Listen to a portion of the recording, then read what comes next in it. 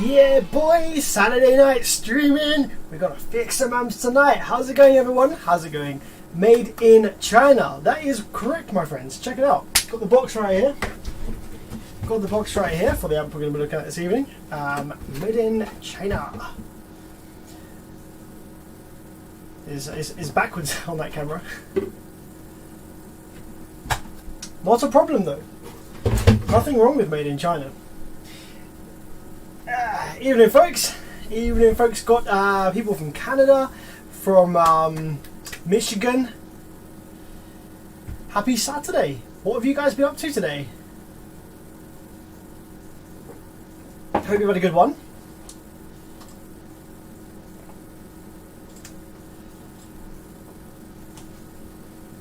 Nope.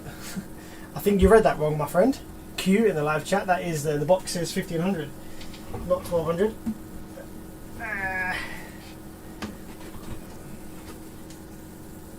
SFB 1500D and SFB 1500D.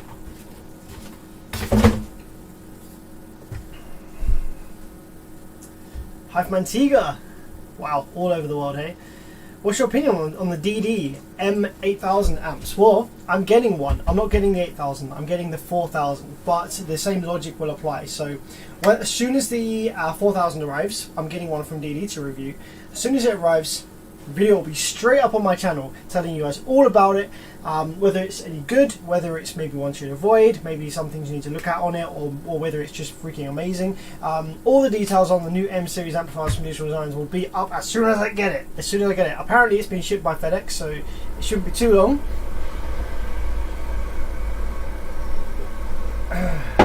John Doe, flying my drones, man. I wish I could fly that stuff. I tried flying drones a little while ago. Cheap ones.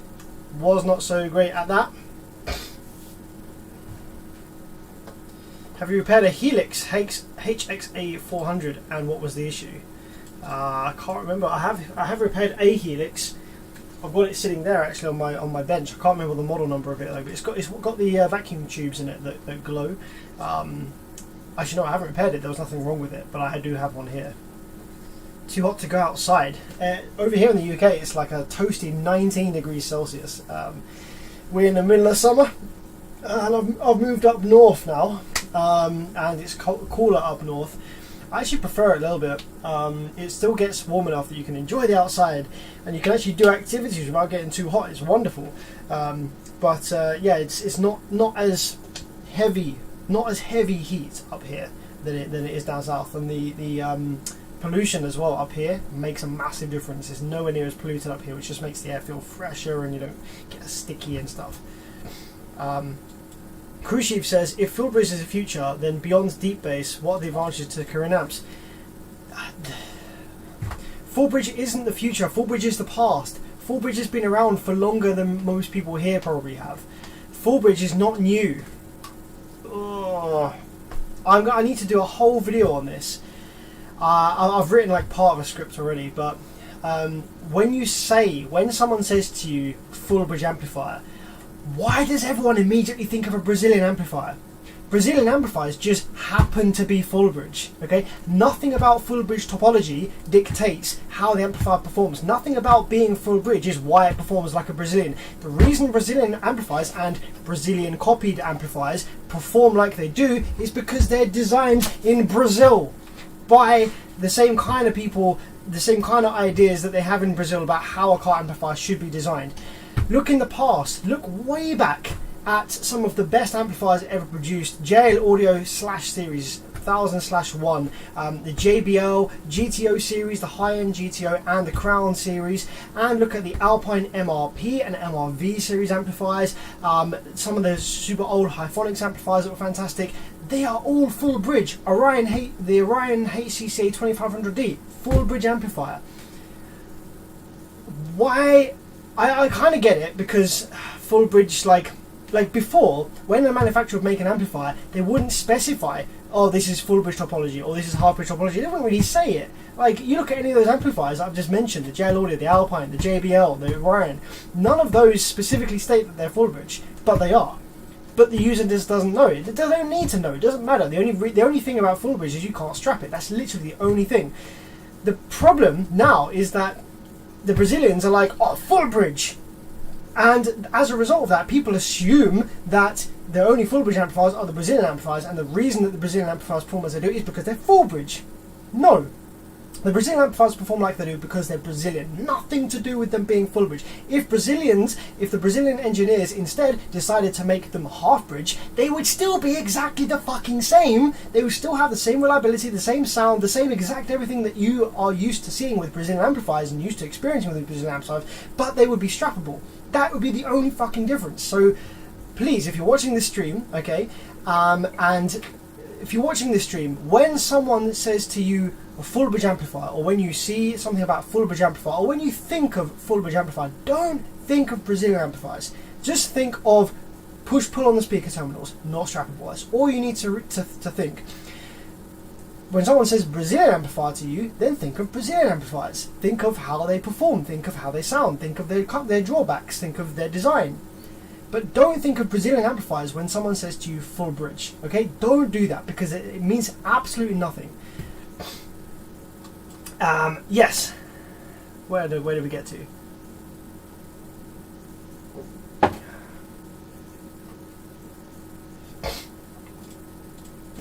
I probably said in another video that going forward all amps are likely to be full bridge, because by designing an amplifier with full bridge topology, it allows you to halve the internal voltages. And this is another misconception. So many people are like, Brazilian high voltage amplifiers. They're not high voltage, they are half the voltage of your Korean half bridge. Yeah? Think about it, very simple. If you're only driving a sine wave on the positive speaker terminal and the negative speaker terminal is doing absolutely nothing, it's just ground, then in order to create a 100 volt sine wave, you need 100 volts on the sine wave, and therefore the amplifier needs to have rail voltages to account for a 100 volt sine wave. With the full bridge amplifier, you've got push-pull. Positive speaker terminal, negative speaker terminal, push-pull. Each speaker terminal only needs to provide 50 volts RMS instead to create 100 volt potential difference across the speaker. So full bridge amplifiers have half the voltage of sine wave on the terminals and therefore require half the internal rail voltage. And when you start going down in voltage on internal components like MOSFETs, capacitors, all stuff like that, you start getting really, really high current parts. And that's where these amplifiers are able to be so small and so powerful, because each part is able to pass a massive amount of power before the voltage inside the pressure, the voltage inside the part just spikes through to the other layer. So the reason that full bridge is going to be predominantly what you see in the future is purely down to the fact that the modern high current and low RDS MOSFETs that are coming out are predominantly a lower voltage, because they work better at a lower voltage because there's the less chance of the voltage of pressures killing the FET, and as a result of that, you make it full bridge so that you can use half the rail voltage yet still yield a high output power. Yo, I don't have Instagram, I'm afraid, Angel. I've never had Instagram. Did you get that brake light amp fixed? Oh, what was that one? Yeah, that was really funny. Yeah, you saw that on the Facebook. Wait, let me see if I can get that up. Some guy. Oh, mate, have I even got that one? No, I haven't got that one in yet, I don't think, have I? Hang on a minute, let me just quickly log into my Facebook real quick, hang on.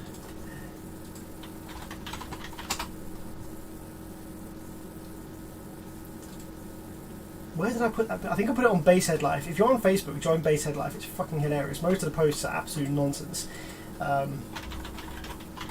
But if you're on the Facebook, join the Basshead Life group on the Facebook. If I search for Venod, this is my name, should get my post come up about the brake light. No, wait, here we go. Ah, yeah, here we go. Here it is. So, is this showing? Hello, I have a amp not working. Can you repair? I'm like, yep. What is it? It's Sundown Audio SAZ 4500D. I connect to my brake light live and start to smoke. How much for a repair? Man, this dude connected his amp to a brake light live. And I actually had to double check that I wasn't misunderstood in that's what I meant. And I was like, I had to double check, and I was like, what did you connect to the brake light live? The power terminal or just the remote? Like, I was thinking maybe he was trying to find a remote, and he was like, I connect the main live to the brake light. I will send you Monday. I was like, what the fuck? But no, I haven't actually got that amplifier in yet. I actually need to chase him up on that. I need to be like, have you sent it? Because if he sent it and it's not here, then it might be lost in the post or something. So they're very funny.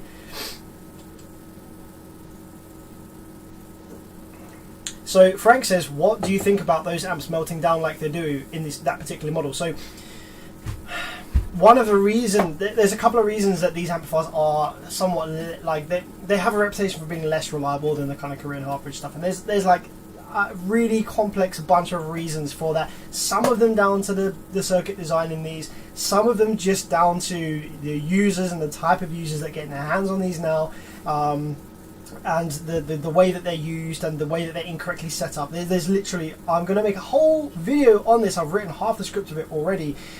It's just trying to get time to do that video, and also I'm still working really hard on the audio pipe mod. That is going really well. Like, loads of new parts are fitted. The board looks completely different now to what it did originally. All new parts are fitted. It's going pretty well. So I should be finishing that off hopefully over the next couple of weeks, and doing some demos. Well, when the audio pipe mod is done, little teaser. So I'm gonna once it's complete and fully reassembled, I'm happy with the modifications I've made, and I'm happy with the amount of power. Before I'm gonna bench it here to see how much power it's going to kind of make, but I'm not going to release any figures or anything like that. I'm going to let Derek on the Wilson Audio channel release like how much power this actually makes by dynoing it, and that will be the kind of, whoa, how much power is that making. But what I will do is I'm going to be hooking up the modded audio pipe into my demo van, which is running a pair of DD-Z415s, the Z4 Neo motors, and that's running at 0.5.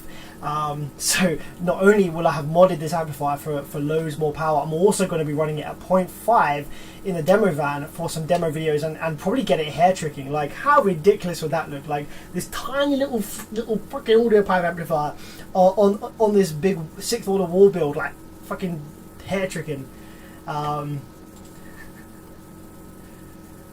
How's business with the chip shortage? A bit of a headache. Can't get IRFB chips, very difficult. IRFB 4227, 4127. Can't get the IRS 2092 drive IC either. Massive headache, really annoying.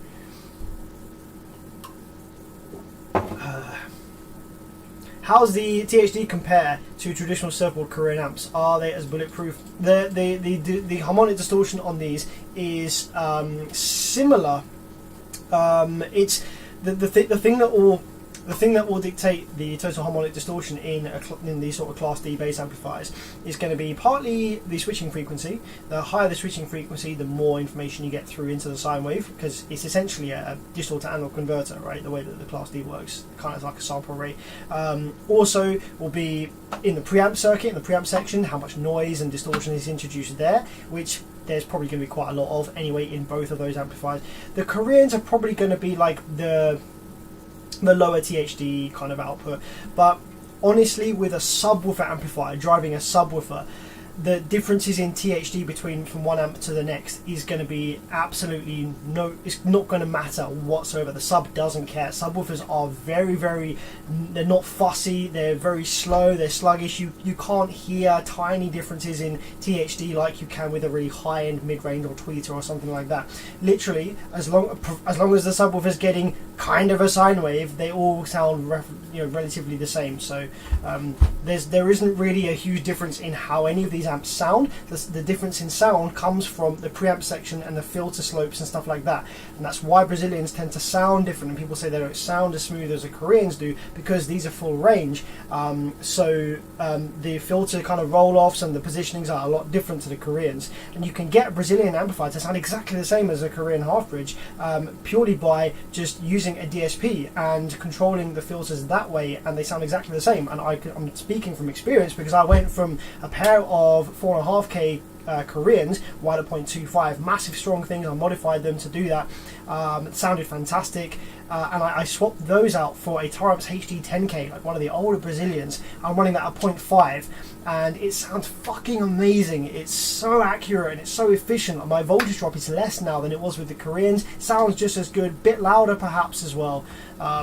So I am all for, like, the Brazilian amplifiers are amazing. You just have to know how to use them. Yes, the SFB 2000D, the low crossover only goes down to 80 Hz. The lows suffered from it. Exactly, this is a thing. So on this model, the SFB 1500D, yeah, the low crossover, let's give you the hat cam, the low crossover goes down to 80 Hz and up to 20 kilohertz, and the high, the subsonic or the high pass, that starts at 15 Hz. However, the slopes on these will not be massively steep.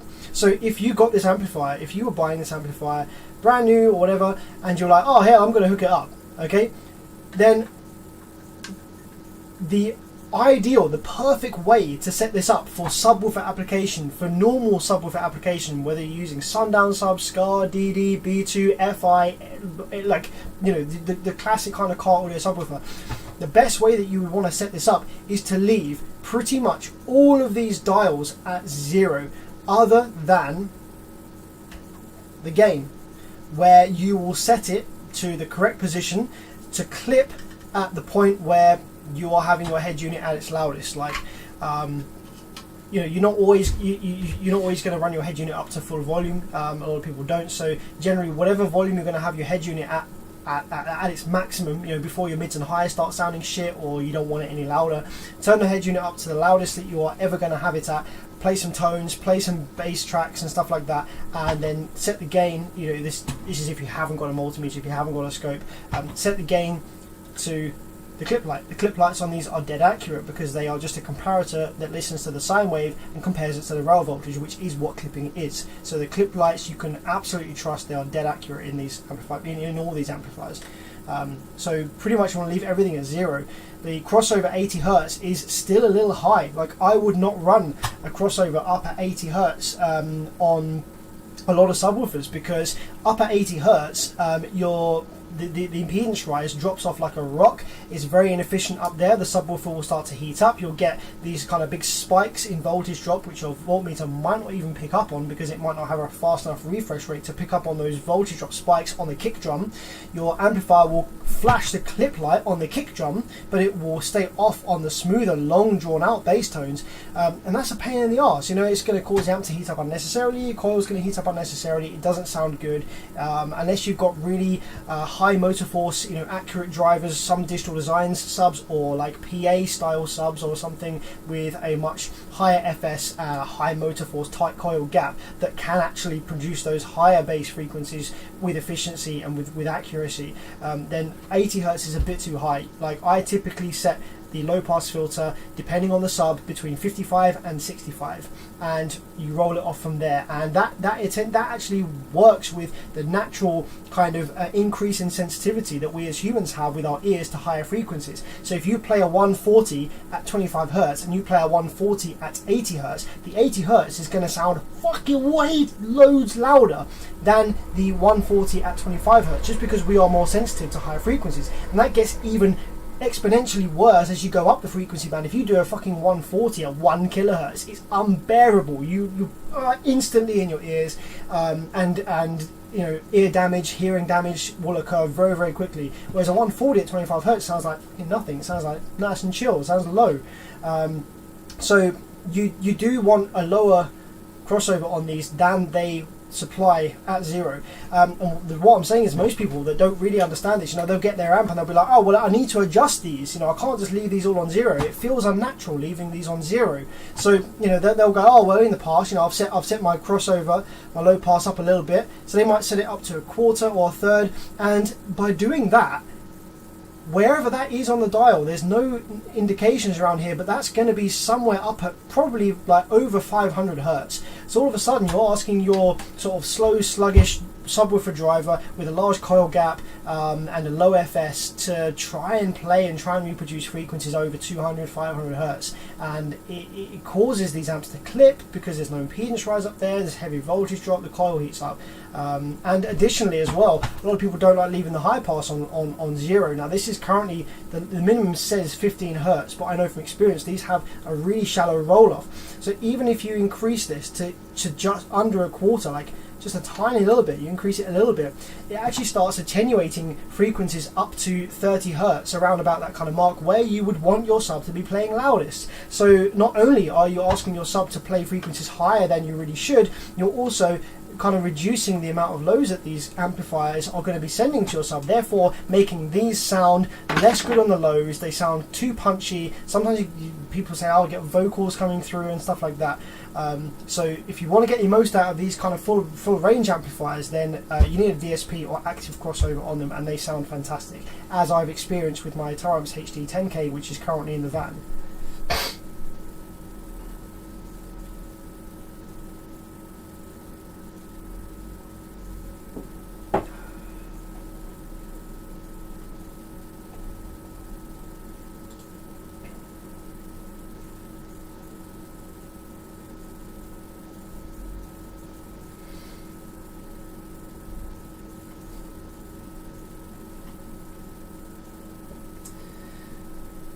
Anyway, I think it's about time we got on to looking at this amplifier and finding out what's wrong with it, seeing if we can fix it, talking a little bit about the circuit design in these and what makes them tick as they do.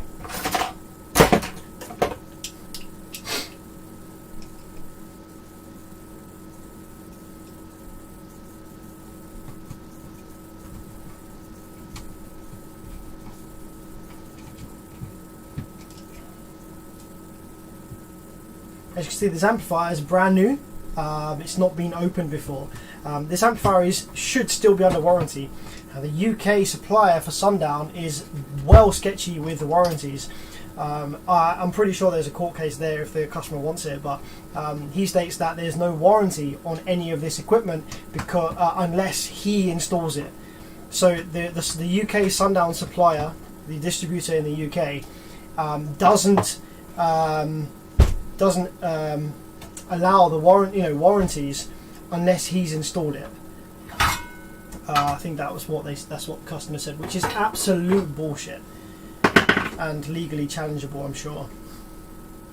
Oh wow, stink. Okay,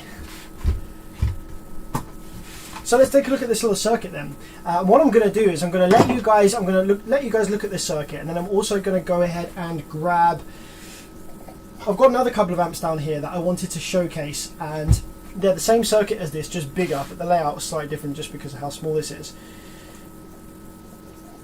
So, we've got some nice big terminals on here. I'm a big fan of big terminals. It makes it just much easier to wire your sub up.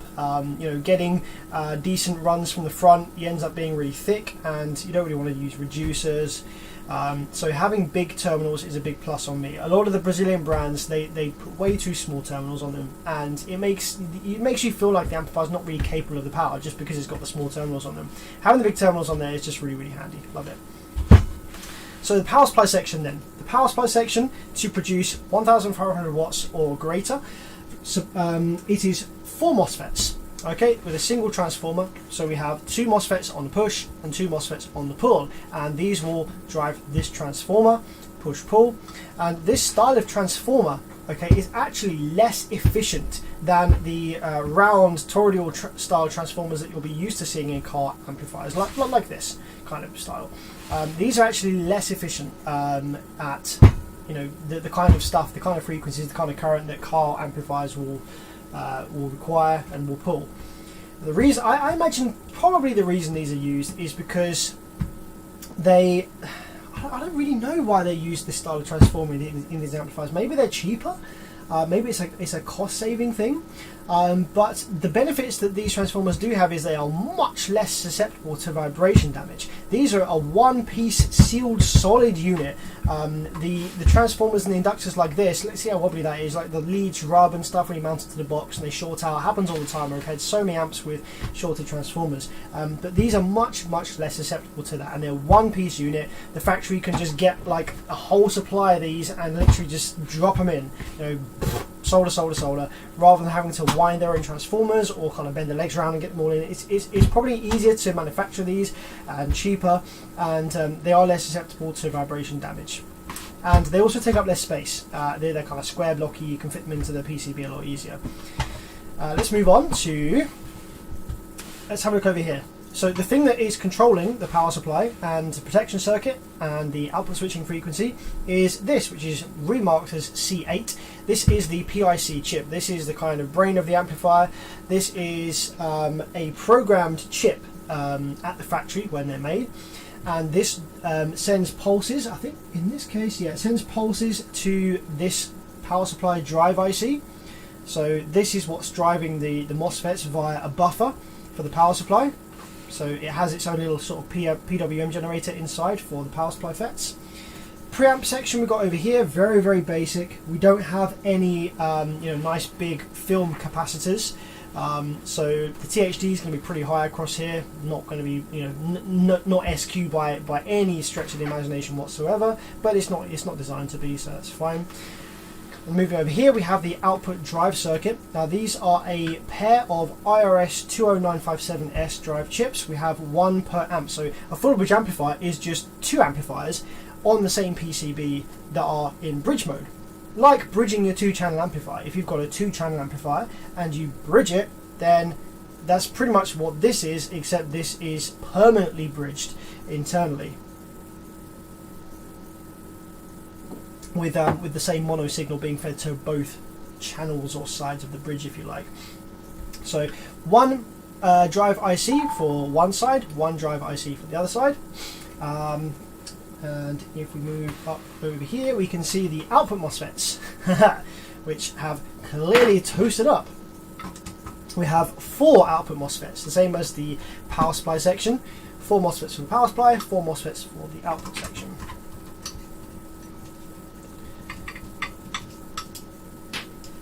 It's unusual actually to see output MOSFETs toast up like this. Usually it's the power supply FETs that will do this because they have the 12 volts from the battery and ground continuously on them, so when they short they just present a direct short across your battery and ground, so they cook up like this. For this to happen on the output section, these output FETs must have died and the amp didn't go into protection, which is very unusual. So for this to happen, that must have been being supplied with continuous rail voltage while it was shorted and while it was cooking before the amplifier went into protect. The protection circuits in these amplifiers are usually pretty quick and pretty decent with the PIC there, but in this case it didn't trip for whatever reason. Maybe the conditions were just right for it to not realise what was going on, and that side of the amplifier cooked up. So with this being a full bridge amplifier, because like I say, it's got essentially 2 channels, so these 2 FETs will be for one half of the amplifier and these 2 FETs will be for the other half. So these ones are probably fine, and this half of the amplifier probably still works perfectly fine.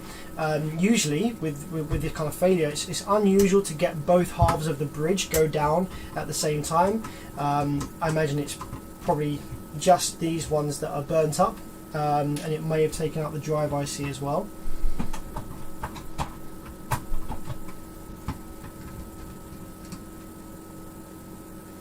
James says, Sam, have you got a hold of the Taramps Smart 3K bass yet? I know they've released a new one, haven't they? Instead of doing same power between 1 and 2 ohm, I think it now does same power between 0.5 and 1 or something, or 0.5 and 2. Yeah, I read about it. I haven't got one in yet. The only time that I ever get an amplifier in is if the company decides they want to send one to me to review, or if I get one in that's blown. The Taramps Smart series of amplifiers, just purely by how they work, they are pretty reliable. They protect themselves and save themselves from a lot of abuse just simply due to the way that they current limit and the way that they reduce the amplitude of the sine wave if they go over current. So I don't really see a lot of those. I don't think, actually, I haven't repaired a single Triumph Smart 3 at all. I've had 2 of them come into the workshop, but they've worked perfectly fine, and it's been the customer's sub that's blown, or his fuse or his wiring has been shit or something like that. So I have seen them in the workshop, but they've never had a problem themselves.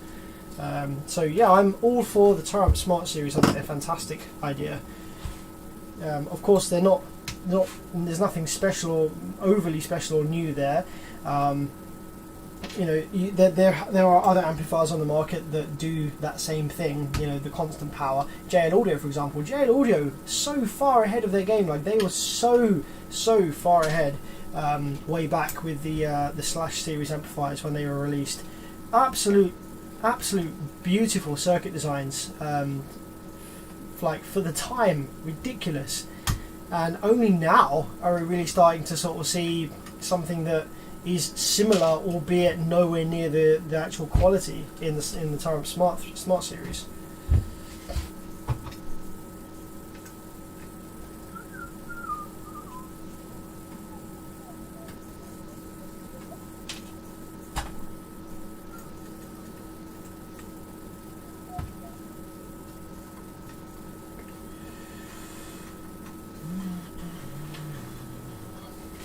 So, with these circuit designs then, like we see in the...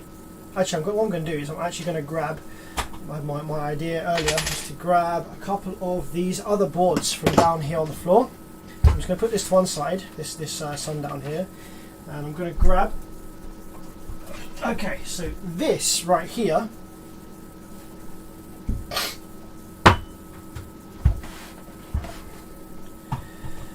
This is a very old, well, I say very old, it's one of the older Sound Digital amplifiers, okay? This is a Sound Digital Evolution SD8000.1D, okay? So this is the original Sound Digital board design, one of the old, slightly older ones. This is an 8K, okay? So this is Sound Digital's circuit design. This is their own work, okay? So what we can see here, I'll just quickly go through the circuit and compare it to the Sundown. I wanted to zoom out of this camera a little bit. And obviously these two amplifiers are very different in power rating, but you'll start to notice the similarities between these two circuits. So, firstly, although because this is an older one, the PIC is the bigger package, but the PIC chip, okay, in this amplifier, it's the same PIC as what's used in the Sundown, just in the larger package. It's the larger package version to the one that's used in the Sundown. Same PIC. You can see we have the 5 kind of headers here. That there's sometimes headers on these. These are for programming or reading the contents of the PIC on the fly. You can reprogram the PIC in the board here, and you can see the same thing here on this one. Now this drives the MOSFETs here with this driver, which is 4427, which is the same driver as we see here, just a different package. The power supply transformers, exactly the same style. You never really see these in any other car amplifiers apart from maybe Alpine sometimes. Power supply transformer. Output section, we have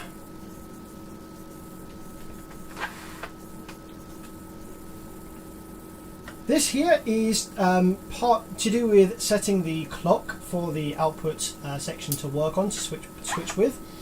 Then we have the IRS2957S drive IC and output FETs over here. Then we have filter capacitor, single upright inductor, and then over by the speaker terminals, filter caps in a full bridge. And over here we have the exact same drive circuit on the output section, 20957S. This chip here, which is for the clocks of the output section, same as in the Sound Digital, exactly the same circuit design. Got the bootstrap diodes here, the same as in the Sound Digital, upright output inductor, filter caps just like on the Sound Digital, and then just by the speaker terminals, again the same same sort of layout of filter caps over there, with this big resistor here as well, pulling one of the capacitors down to ground. Same thing here. So these are, in a way, the exact same circuit design, just the Sundown is a much smaller version. It's a much more like low compacted down version of the same circuit. Sound Digital, Sundown. But the more interesting one isn't actually the Sundown. So just as kind of proof that all of these full bridge amplifiers now that are coming from brands like Sundown, Ground Zero, B2 Audio, Defbonce, Alphard, DS18, although DS18 have some ones made in Korea, but all of these full bridge newer amplifiers coming from these brands that you know and love, they are just a Chinese clone of the Sound Digital board. The Chinese got hold of they reverse engineered, or they got hold of the schematics for the Sound Digital, and they are now offering them to their clients to put their own name on, essentially. So this is the crazy one. This is the original Sound Digital, and this is a Ground Zero CA. I think that stands for Ground Zero Competition Amplifier, 8.0 SPL. So this isn't 8K. So this is a direct comparison between the Sound Digital circuit design.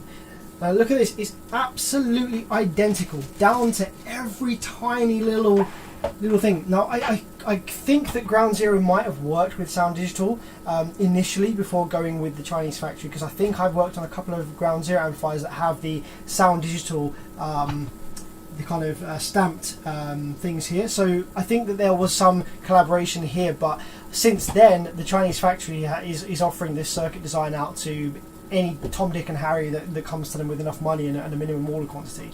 But yeah, it is the same circuit, exactly the same circuit. Power terminals, filter caps, bar, filter caps, power supply transformers, rail caps, fan, output inductors, output filter caps, PIC. In this instance is the same package PIC, output drive ICs, output FETs, speaker terminals. Yep, you can clearly see this is the same amplifier. Okay, and that will be the case if you were to go for, I think I worked on one of the B2, the B2 Riot 8K is again the same as this. It's the exact same circuit. I think I even did a live stream of the B2 Riot 8K, might have done like a few months ago. So if you can go back and look at that and compare it to what you see on this stream, you'll find that it's exactly the same.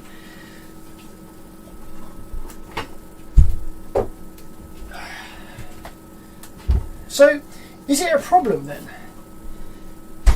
Like, is this a problem that these amplifiers are all just Sound Digitals, Chinese clones of them, or Chinese copies, Chinese builds of the Sound Digital circuit design?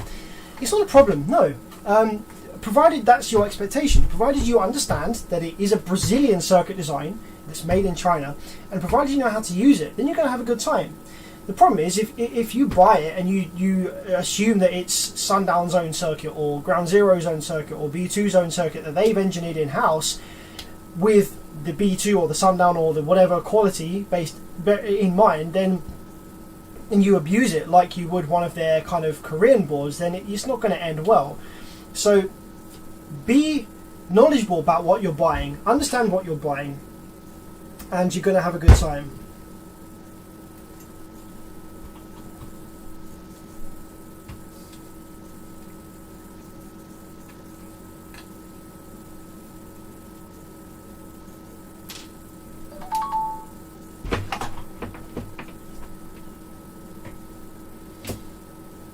The only thing I will say, so I mean, I'm pretty sure, I'm sure Jacob may watch this at some point, and he knows I'm completely impartial and I speak my mind in all these things. I love a lot of the things that Sundown has brought out over the years.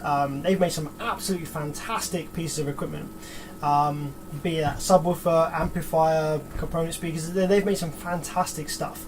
What I will say though is that if you're on the market to buy something brand new, okay, second hand, yeah, just whatever, but if you're on the market to buy something brand new, okay, I always feel like it's nice to buy from the company that is actually offering you something unique, like something that is truly theirs. So buy from the brands that actually are indeed their own circuits. You know, if you want to buy, if you're going to buy one of these, then buy the Sound Digital. Like, buy it from Sound Digital, because they designed this circuit. Don't buy the Chinese clone with the Sundown logo on it. Buy the original one. Support the original designers of this circuit. That's what I will say. I mean, I don't know. I mean, some of the Sundown amps that they've made in the past have been fantastic, but again, they have just been your kind of generic Korean half-bridge style amplifiers. Nothing. I don't think Sundown has ever actually R&D'd their own circuit from scratch before. But you know, everyone was using those Korean circuits, and it's fine. They were really good. But I feel like now, you know, buy from the company that actually designed it. Support them instead.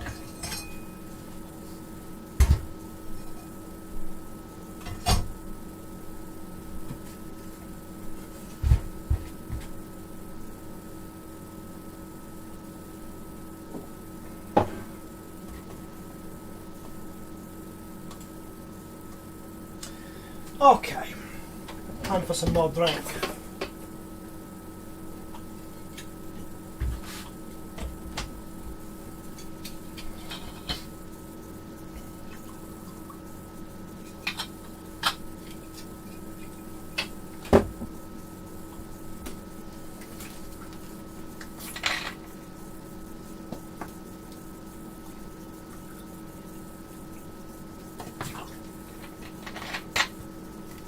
Alpine designed their own amps, correct? Says City Jenkins. Yes, I have humongous respect for Alpine. Alpine amplifier circuit design is absolutely mind-boggling.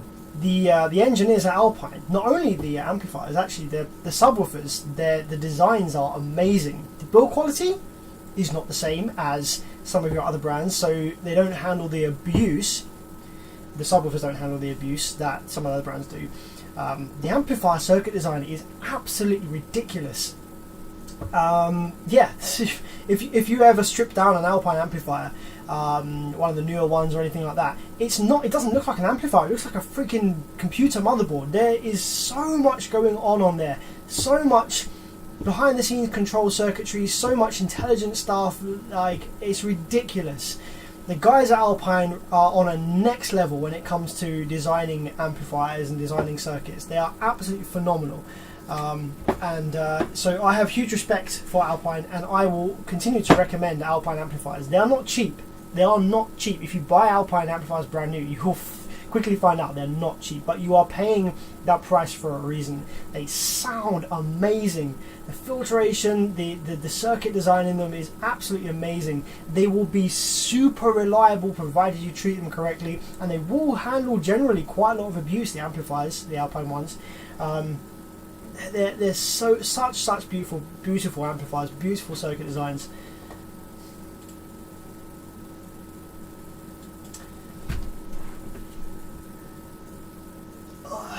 Okay, so let's check this out then. We have, as we saw earlier, this FET, which is fucking toasted. Man, this is literally, fuck, it's like, it's actually snapped the leg. I don't know if I just did that, or whether that was vibration damage, or whether that's just snapped just purely from the heat, but that just came straight off there. See whether there's I think this amp's too new to suffer from vibration damage. Like, even if you vibrate the crap out of it, this amp is only I think a couple of months old from brand new, so I don't think it's going to be vibration damage related, but we'll see. Like, that's gone. The case of that FET has yeeted home. It's like, fucking hell, man, I'm gone. I'm out of Clip City. I don't like living here. That has gone the fuck home, and all we're left with is the skeleton, the single bit of metal with the die on it. Jesus Christ. You can see the imprint of the die on the back there. It's kind of shiny.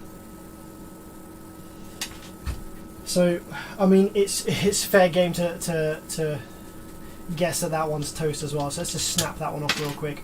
So, output section repair on these is generally pretty simple. Okay, with a dead output section on these amplifiers, you're going to be wanting to change the FETs, obviously. Where there's only 4 FETs in this amplifier, even if this channel was not affected in any way by the issue on this other channel, it would be stupid not to replace these 2 FETs anyway. Like, there's only 2. Like, I get it, if it was a massive amplifier with like 32 MOSFETs and you had a clear isolated issue in one bank of FETs where you can clearly see that there is either vibration damage on those ones or their small strand of wire or something has caused that bank to fail, and you know for confident that the other banks will not have been affected by that, then yeah, you can just replace the bank of FETs in that bank that failed in the high and low side. But in this one, there's only 2 FETs on the other half of the amplifier. You might as well just replace them. Like, it doesn't cost any extra, it doesn't really take any extra time. So let's just confirm our suspicions then that the other half of the amplifier is probably fine, now that we've removed the 2 clearly dead FETs. So on the multimeter, yep, no shorts there, pretty high values, that's what I expect to see. I imagine if we have our probes the other way around, we'll get, yeah. So with the black probe on the gate and the red probe on the source, typically what you're actually reading here isn't the FET. Yeah, so when you do this, when you read between gate and source like this, you're not reading the FET. What you're doing is you're actually reading the driver. If you remove the driver, then doing this, you won't get any numbers on the screen at all. It will just stay at 1 like this. By doing this, you're reading the driver. But in the same way, by doing this, if you do get a super low value come up on the multimeter or short, then you know that the FET is probably dead. So the kind of drive ICs will generally read between 400 and 600 in diode mode on the multimeter, with the black probe on gate and the red probe on source. When you flip the probes, they should change and you should get a much higher value. See that 971, and on the other one I think we get a nice high value as well, probably over 1,000. Yeah, 1593. If you get the exact same number with the probes both ways, yeah, then that's either a leaking dead FET or a dead leaking drive circuit. You should get different values when you flip the probes around when you're reading between gate and source on these, on any amplifier actually. So as we guessed, these 2 are probably absolutely fine. We're going to leave them in the board for now, just to check them out, check the rest of the circuit. What we're also going to do is we have some reference values. Because this is a full bridge amplifier, we essentially have 2 channels here, and we have a channel that clearly has survived. So on this bank we're getting 570, and on this bank we're getting 558. So we want to see pretty much the exact same values on these 2 pads where the other FETs used to be, because we're reading the drive circuit. If we get the same kind of values, well yeah, 570 and 5 exactly down to the exact number, we have the exact same values. So that suggests that the drive circuit is probably fine. The driver probably survived, and this is going to be a really easy repair of just changing 4 FETs. You could get away with just changing 2, but we're going to change the 4 FETs there. Super easy repair. We don't need to. We don't. If the drive circuit was likely to be damaged in any way, those values would differ slightly or be wildly different. So the drive circuit is going to be probably fine. So let's see what FETs I've got. Now you might have noticed that these FETs are masked. They have the true values gone away, and instead we have B2 in place. Now these could actually be a whole plethora of different FET models. They're not always the same. You can have an amplifier that has B2 marked FETs in it, and they can be different between amp models and stuff like that. It's just a marking to throw people off the scent that are trying to reverse engineer these or whatever, even though this is the Chinese copy, so maybe they don't want the Koreans copying it. I don't fucking know.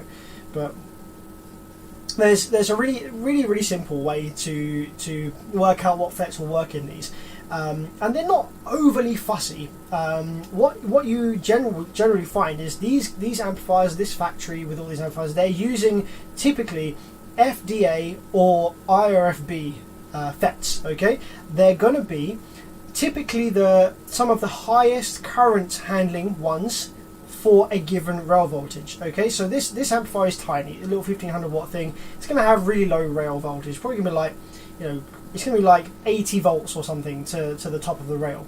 So the kind of output FETs that we're going to be fitting in here are probably going to have a drain to source voltage rating of between 100 and 150 volts. Okay, and the current handling is going to be somewhere, you know, they're going to be some of the highest current handling MOSFETs for that voltage range, 100 to 150 volts. They're probably going to be something like RFB 4115s. That they would work absolutely fine in this circuit, or the FDA 075N15, which is a 150 volt 75 amp FET. So either of those are probably going to work fine in here. If you want, because we're in a bit of a chip shortage at the moment, there's a massive shortage of a lot of FET models across the whole industry, not just car audio, as I'm sure you're aware. If you're into computers and gaming and stuff, it's a fucking nightmare, or car manufacturers, bloody nightmare. So if you can't get the FETs that you think should go in here, then when you're looking for alternatives to use in here, just check the data sheets, and you know, you can kind of look at the FETs that maybe have been recommended to you to go in. Look at the data sheet, look at things like input capacitance, look at total gate charge, look at the rise and fall times, and look at the total power dissipation and RDS. Look at the important specifications of the data sheet of the MOSFETs, compare them, and you'll find some that will work and that aren't wildly different. A lot of things, one thing that can catch a lot of people out is they'll be comparing MOSFETs, and they'll be looking at like the data sheets and trying to, oh, these ones look good, they're really low RDS, really high current, they're the right voltage, nice and cheap, and the gate charge is quite low and the input capacitance isn't too high, they should work fine. But what they haven't checked is the rise and fall times, the amount of time that these FETs take to turn on and off. They'll have like a delay time, they'll have a response time between when the gate drive tells them to turn on or off and when they actually turn on or off. And some of the cheaper FETs, some of the ones that look really appealing based on the other specs, when you look at the amount of time that they take to turn off, it is horrendous. They're so slow, and if you try and use them in the circuit, then the dead time that the circuit is programmed for won't be long enough, and the FETs will just cross conduct and explode. I know that from experience. Everything I've learned is from experience on this one. So that was a B2 right at 16k. I tried using some FDA 59N30s or something like that, and their turn off delay was way up in the 300 or 400 nanoseconds, whereas the original FETs were like 40. So yeah, they all exploded. Well, a few of them did. Okay, cool. So let's remove these FETs then. The other two that survived, I'm going to remove them and save them because they work fine. No reason to chuck them. That half of the amplifier wasn't affected by whatever killed this. Let's have a quick look at the bottom of the PCB. Can we see any sort of signs of failure? Any reasons this might have failed? Can't see anything. Take a quick look at the inductor. See if we can see any signs of vibration damage on here. Reasons this might have failed. I mean, this is pretty loose. This isn't very well seated down at all. This is gonna suffer from vibration damage at one point in its life, no doubt about that. Don't know if there's much I can really do about that other than to completely soak this in some kind of resin or CA glue or something.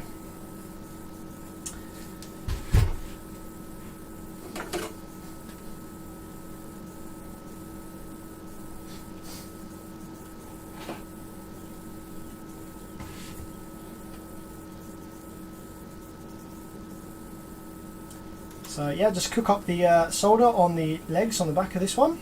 Pull that out nice and quick. And this one here. Sometimes they don't mask off the original value very well, and you can still kind of read it through the sandblasting. So I'll have a quick look in a minute just at these two, just to see if we can still make out the original model number of these. And I don't know if we will, but just in case we can. There we go. And then remove the remaining legs from the one that completely burnt up. Absolutely toasted.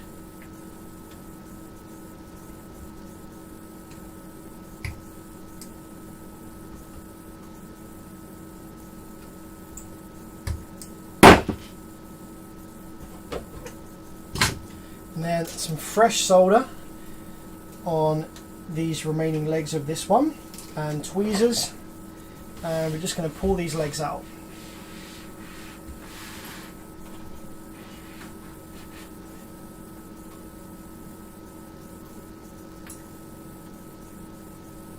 One, two, three, like that. Solder sucker, get these cleared out, ready for the new FETs.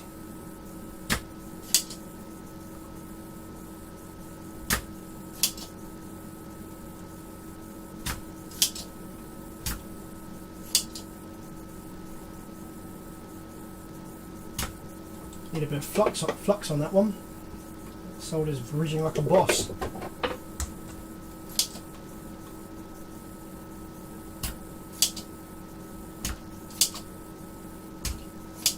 These vias are probably damaged just purely from the heat of that FET that died in there. Like, you saw how hot that got. The FET completely toasted up, and for that to happen, the temperature must have been astronomically high, like ridiculously high. Higher than any soldering iron will probably ever get.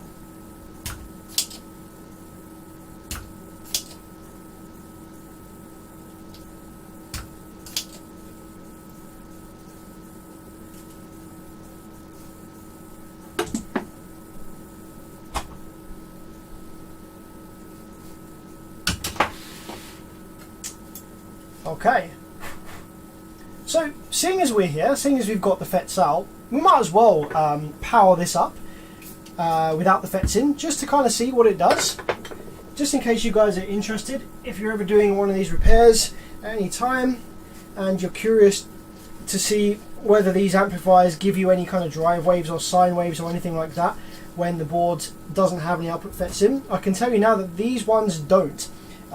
You can put these boards into a service mode that allows the amplifier to power up with no rail voltage, and it just uses the 12 volts that you're giving to the power terminal as the rail voltage instead, so it's nice and low, nice and safe, and the amplifier will power up fully and produce audio with only 12 volts worth of rail voltage. But this amplifier is so small, the rail voltage in it is so low anyway, there's not really any need to do that.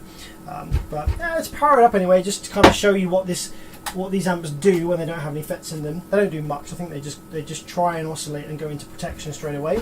But we can get our power wires in here anyway in preparation for the new FETs and the test.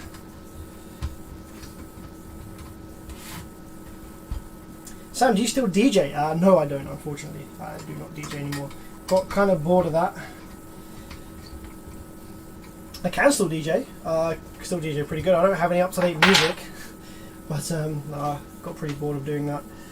Like, DJing was good fun to start with, and then when you start doing weddings and you're playing the same old shit music over and over again every night, and some nights are great, some nights go really well and you're feeling the buzz and there's a good vibe and good atmosphere. Other nights are just fucking dead and nothing. Like the bride will give you like a playlist and you're like, oh, you got to play all the songs in this playlist. I'll make sure you play all of them and then play sure, and you're playing the songs through this playlist and you're like, fuck, you know, this is the worst kind of vibe. Nothing on here is going to get people on the dance floor. This is not going well. And so, like, I remember there was this night where I got given like a list of songs that, you know, the bride, specifically the bride, wanted playing at the wedding and stuff like that. And so and I was sort of told not really to deviate from that playlist, you know, not really to go off track on that. So I was playing all this shit, and literally there was like no one on the dance floor. Everyone was just sitting at the tables, just like drinking, having dessert, like, or just, you know, not even really feeling it. And I was like, bun this is long. I still got freaking 4 hours to sit here. So I start spinning up my own tracks, the things I know get people dancing, putting my own vibe into it, and you know, people start getting up and people are like, hey, you know, giving it all that, starting to get the pump going, starting to get the music, like this. And I'm thinking, okay, great, you know, maybe I can do this and just throw some of the bride's better tracks in the mix and hopefully it'll be alright.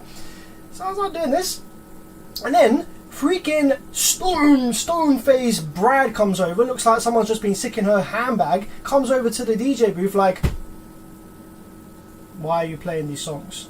I told you to just play the songs on the playlist. Can you just play the songs I gave you, please?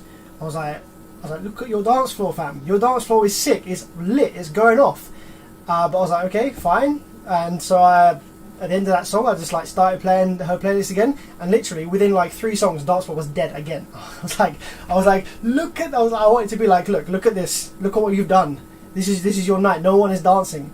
She didn't seem to care, and I'm pretty sure I did it one more time where I started dropping my own songs on in it, and then the manager of the venue came up and she was like, "Oh, the bride's really not happy, you know, you're not sticking to the playlist or something like this." And I was like, "Fucking hell, man, this is bullshit." And you don't get too many like that, but just those kind of ones where you know what's gonna work. You can, as a good DJ, you can read the crowd, you can read the kind of people that are at this event, and you can gauge what kind of music's gonna work for them. You kind of try a few things earlier on in the night, and you look around the tables, no one's dancing, but you can see whether people are bobbing their heads, you can see whether people recognise the tracks, you can kind of get an idea as to what kind of music's gonna get this night lit.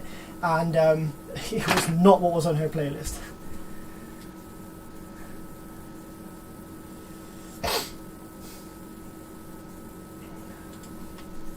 Alright, let's power this up and see what it does without any output MOSFETs in.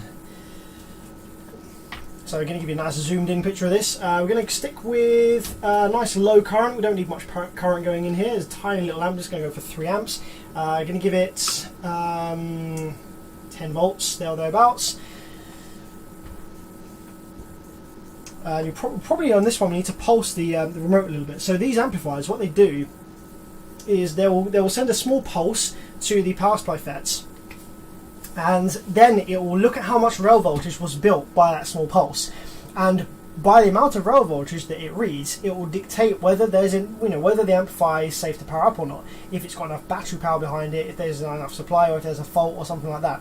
So I'm limiting this amplifier to a measly 3 amps at the moment. So if I try and hit the remote right now, I'm pretty sure. Oh no, it does.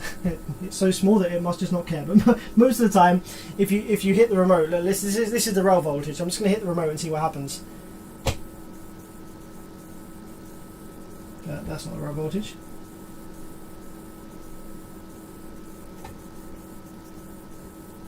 Where's the fucking high side FET? There we go. Yeah, so it's not. Yeah, this is the power supply FET. Okay, look at the power supply FET. The scope screen, hit the remote, tiny pulse. I'm pulsing it right now. You can see these tiny little pulses, and that tiny little pulse is supposed to build a specific amount of rail voltage, and if the amplifier detects that was not built, then it won't allow the amplifier to power up. So you have to kind of keep pulsing at the remote until you build a high enough rail. Although something weird's going on here, I can't actually find the rail voltage. Where is it? Is it here? Maybe there is a problem with the drive circuit. Okay, I'm just going to see what happens here. I can't actually seem to see any rail voltage building at all.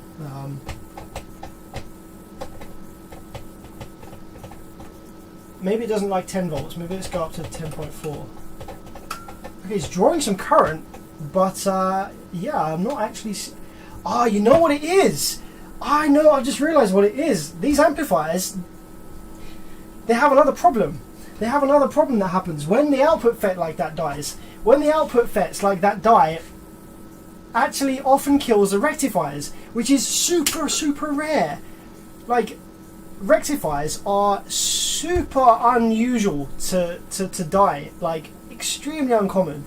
Even when the output section is completely toasted up, even when the amplifier is completely on fire and everything's smoked out, the rectifiers will be the thing that survives. They're so rugged. They're just a single big fat diode clamped to the heatsink. They don't die. They're super awesome. But in these ones, I got a feeling that these rectifiers they use are kind of janky. Like, I mean, look, they're I can't really tell if these are remarked, but these aren't a real part. So it's marked with 1640. So that would there's a rectifier. That would suggest that this is an MUR 1640, like a 400 volt 16 amp, which makes no sense at all. You wouldn't use a 400 volt rectifier in here, and there isn't an MUR 1640. It doesn't exist. And the S4 and S3, one of these is going to be common cathode, one of these is going to be common anode. So this is really strange. I don't know what the fuck these parts are originally, what the original, whether they're even any good or not, whether they're just like knockoffs or whatever, but they always seem to die a lot of the time when the output FETs die. So I imagine we're going to find one shorted here. Now, to find a shorted rectifier, okay, when you read the legs of a rectifier, it's normal that some of the legs will appear to be shorted because you're just reading the transformer wind on the transformer, okay, between the legs. But if all 3 legs are shorted, then you've got a dead rectifier. 1 and 2. There we go.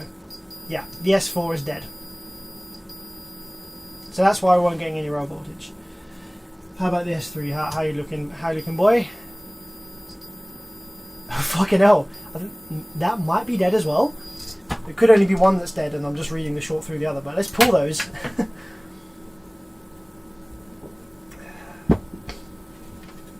And see what we got. So S4 is first. Beep, beep, beep, beep, beep.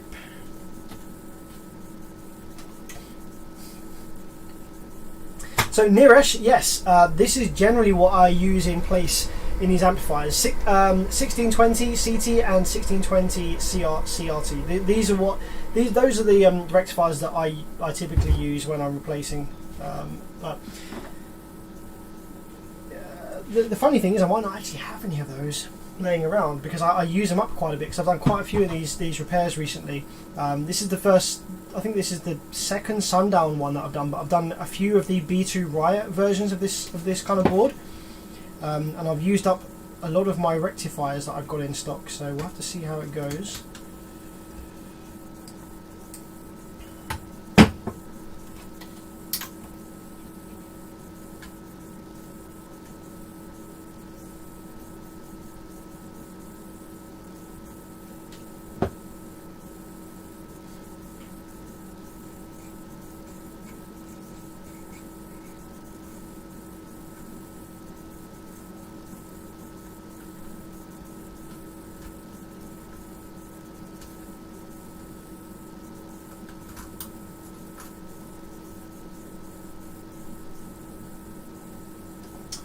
Okay, so let's just for fun, let's whack these in the transistor tester. Actually, no, we don't even need to do that. Let's just read them out of the board and just see whether they read a dead short on here as well, out of the board.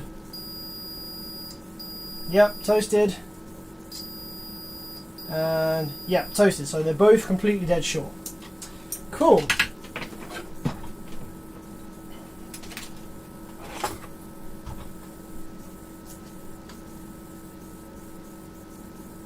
Suck the hose.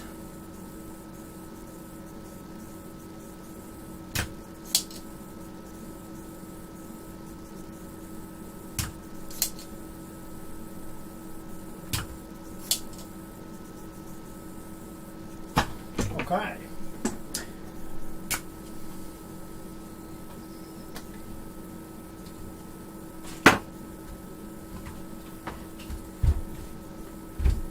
So let's see what I've got in my drawers. See if I've got some rectifiers that will work in there. Okay, there is an MUR 1620D. Ah, no, hang on. The 1620D is a doubler. That's not going to work. I need common cathode and common anode pair. I've got all kinds of random ones in here, you know. Ah, here we go. These might work absolutely fine. I've got a U1620RG, and do I have the U1620 CR? I think it's the CR RG. One of these is common cathode, one of these is common anode. Common anode rectifiers are very hard to find. Ah, here we go. There's an MUR 1620 CT. That will work fine. There's an that's a doubler. I've got a U1660. I've got an FEP 16DT. That would work as well. RG. Let's have a quick look.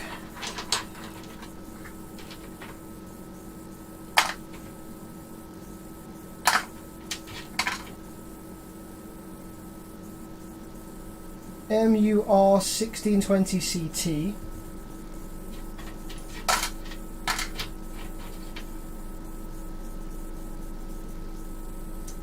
U1620G. Here we go. I think I've got a set. I think I found myself a set of rectifiers that will work. So this one here has the diodes facing. Oh no, hang on a minute. 1, 3, 2. No, that doesn't seem right. What the fuck? Should be 1, 2, 3. Eh?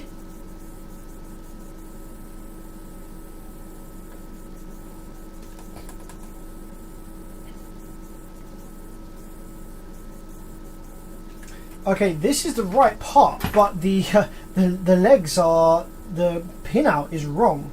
U1620G, that would work, but I'll have to flip the legs round. So that has the diodes facing each other, okay, the kind of diodes facing each other, and the RG, this one should have them, okay, yeah, so these have them facing away from each other. And what about, and this one has them, should be facing towards each other. Nope, also facing away from each other. Just leg 3 is the common. Okay, that's a very strange part. U1620G. Not sure where the fuck I got that from. Very strange part. So the part I've got here is a U1620RG, and this has the diodes facing away from each other. So that's what I need. I could use this one. Now with rectifiers, you don't have to kind of match up the you know, the make or the batch or anything like that whatsoever. Not important. You just want to sort of match up the specifications. So this is an MUR1620CT. So that has the diodes facing each other. So these two should work perfectly fine. Yep, 1, 2, 3. There you go. They're going to work absolutely fine with each other. Put that down to one side. I would quite like to find a matching manufacturer though, just to go with the U1620, but I don't know if I've got any of those. MUR4020. Here we go. Here's an MUR4020 CT. MUR4020 CTR. You know what? I've got a feeling that these ones that I've got here, I actually pulled from the audio pipe when I was modifying the rectifiers. So these would be perfect. Yeah, I'm gonna throw these ones in. These are perfect. These are matching manufacturer, same time, and the specification on these ones is a little better. I think these are 40 amp. Yeah, MUR4020. So these are 40 amp, 200 volts. Whereas the 1620s are 16 amp, 200 volts. So for 1500 watts, probably could get away with the 16 amps, but where there's only 2 rectifiers, it'd be nice if there was a bit of headroom, just to keep them cool. Okay, now the question is, which way round do they go? Because the original parts that were dead, I think I threw them away already, they were just labelled S3 and S4 with no markings or anything on them, so it's not entirely clear which way round they went. There is a way to work it out based, you know, if you look at which one is connected to the rail voltage and stuff like that. I can't exactly remember which way around they go, but I've got the Taramis HD 3000 over there.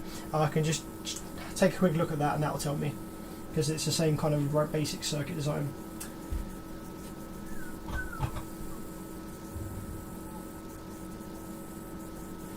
So just getting rid of some of the old solder on the legs of these.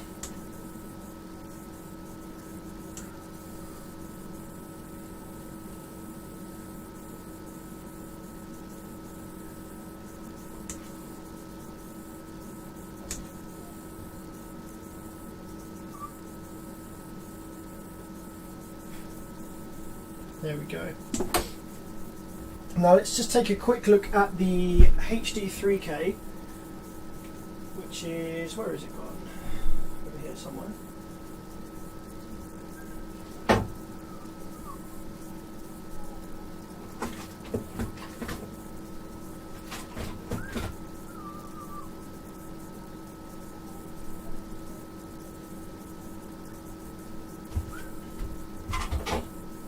Here she is. Times HD3000. It's going to have the same kind of circuit. Here we go. The U1620G and U1620RG on these ones. The RG, which is the one that faces away from each other, is closest to the inductor and is connected to, so one with the diodes facing away from each other, the center is connected to not rail, it's connected to ground, so the other one is connected to rail.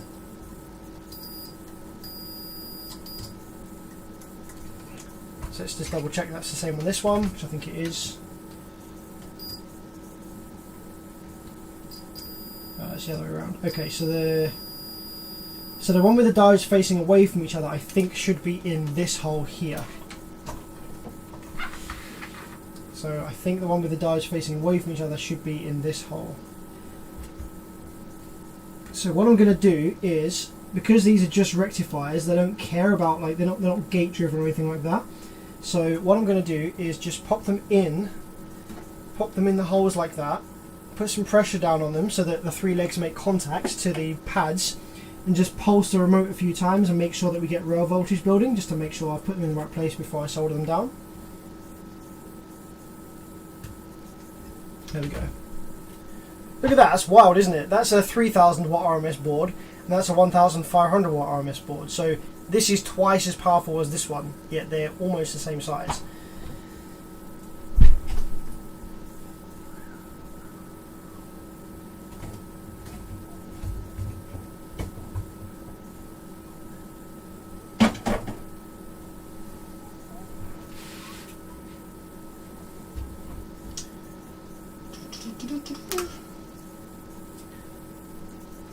Okay, so let's push down on these rectifiers like this and pulse the remote a couple of times and see whether we get rail voltage building over here.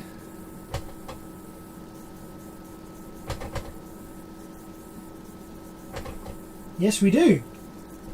Yep, rail voltage is building nicely. As you can see there, with each pulse you get a little build of rail. So these rectifiers are in the right place. I worked that out nicely. So the power supply, wait for that voltage to sink down to ground and we can solder these in.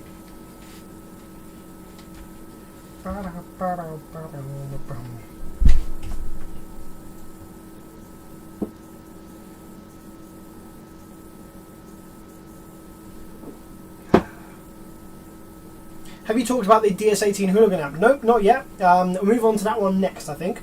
All I've got to do is just solder these rectifiers in on this Sundown and solder the new FETs in, and then we can look at the DS18.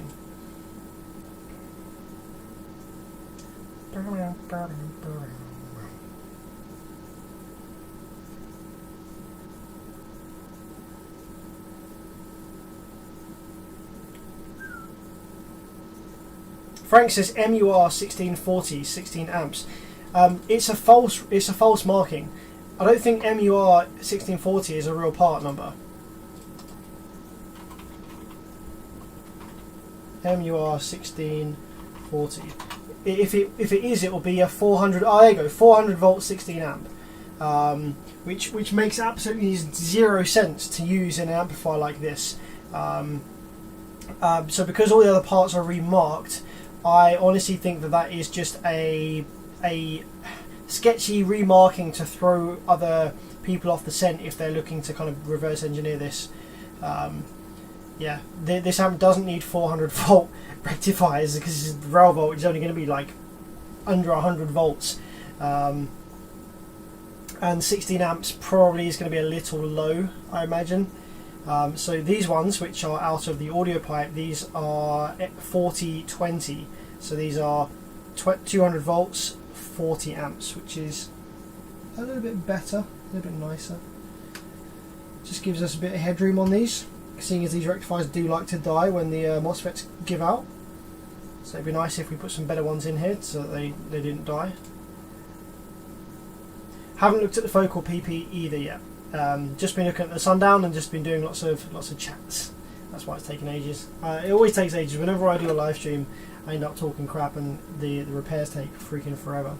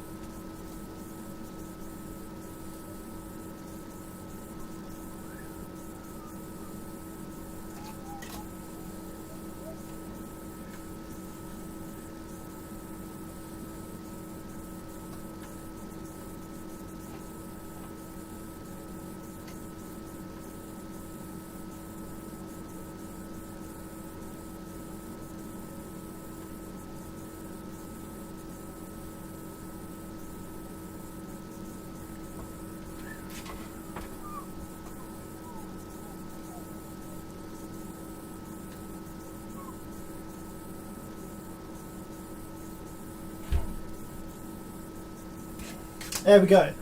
So now that they are soldered in, let's power the amplifier up, and let's just show you guys what I was intending to show you originally, which was what does this amplifier do when you try and power it up with no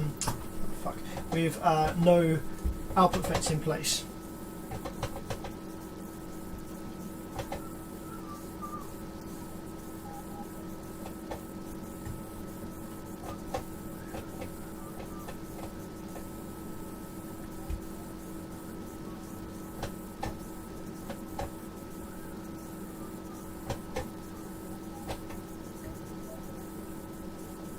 I'm just giving it a few pulses just to make sure that my rectifier positioning was correct, etc. Okay, so it's fully powered up now. Amplifier is up and running. Let's move that over a little bit. Yep, so amplifier's up and running. As you can see, we've got full rail voltage there. So if I increase the voltage a little bit, so we're going to go up to 12 volts. So with a 12 volts worth of input, we have 73 volts on the rails. So you can see how those 400 volt rectifiers are probably a nonsense remarking. Like, that would be ridiculous. So if we go all the way up to 14 volts, 14.8 for instance, we have 88 volts worth of rail. So we could probably comfortably get away with using 100 volt rated MOSFETs in the output section of this. 20 volts is enough headroom for normal operation. If we were to bump the voltage up from 14.8 to 15.2, which I think is where these might protect, it would be around about 92 volts, which is a bit close to the 100 volt limit. So I would probably vouch for 150 volt FETs in this amplifier's output section for reliable ongoing operation, keeping the switching nice and a decent amount away from the limit of these FETs. So the amplifier is currently powered up. However, we have on the side of the amplifier the clip and power lights lit. The clip and power light, when you see these two lit together, the amplifier is powering up and doesn't detect any shorts. It doesn't detect a low voltage on the power terminals. It doesn't detect a low rail voltage. It doesn't detect a short circuit anywhere. But what it's doing is it's detecting that there's no output switching present. The output section is not switching. It's not active. So the clip light comes on to tell you that. That's part of that protection mode.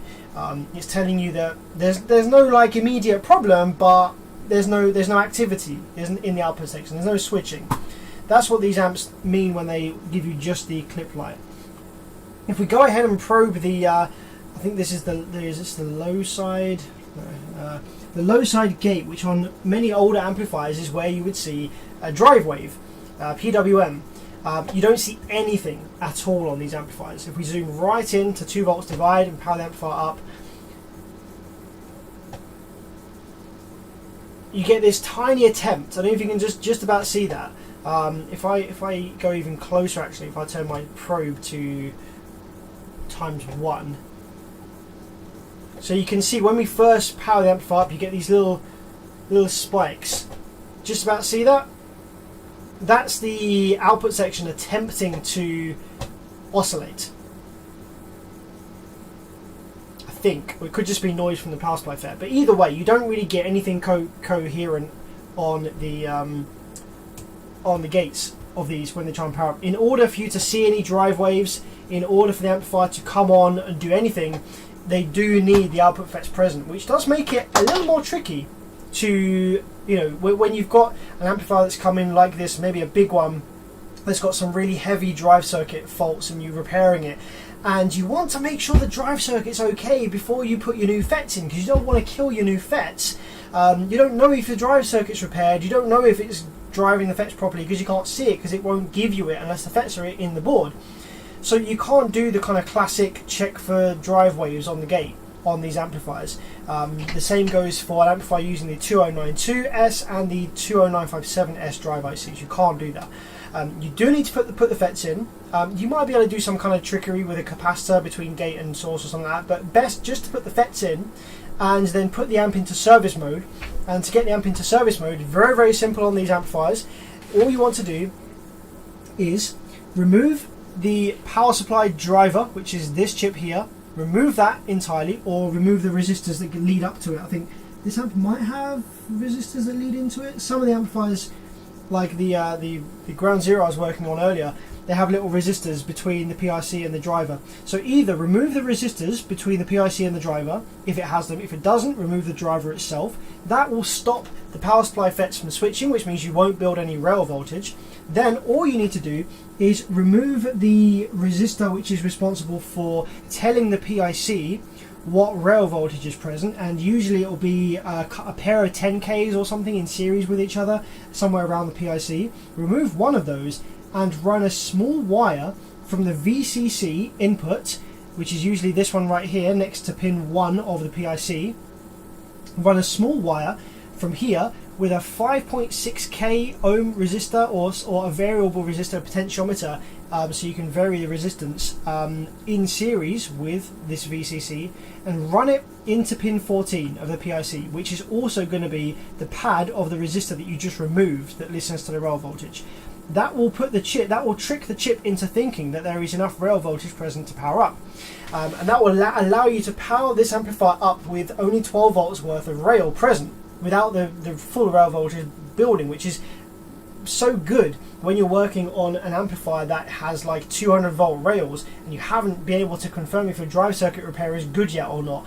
Rather than just risking it and going full rail voltage with a high voltage and watching everything explode and watching hundreds of pounds worth of MOSFETs die in your face, put it into service mode, and then if there's a problem with your drive circuit repair, then having 12 volt rails won't kill the FETs, but it will obviously cause a problem. They will get slightly hot, or there won't be any switching, or the amplifier won't come on, or something like that will happen instead, which you can then go, okay, I still have a problem here.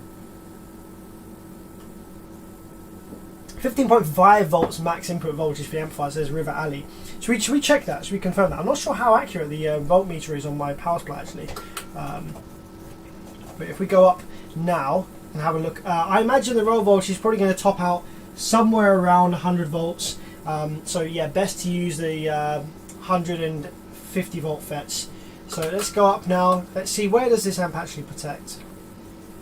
15 volts, we got 89. 90 volts with a 15.2, 15.4, 15.5. So I'm not sure how accurate this voltmeter is, so it might be a little off. 93 volts, still under the 100 volt limit. 15.8, 15.9, 16, 16 point. Wow, it goes all the way up to 16.3 volts. 97 volts worth of rail.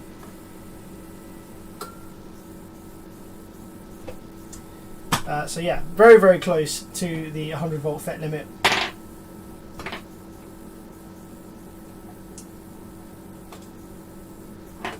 Okay, let's wait for that voltage to dissipate now, and let's have a look in the drawers for some FETs that we could use in this amplifier.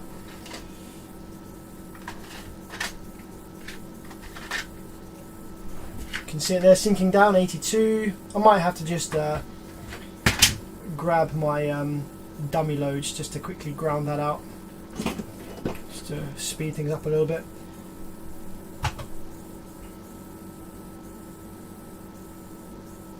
There we go, that should have disappeared now.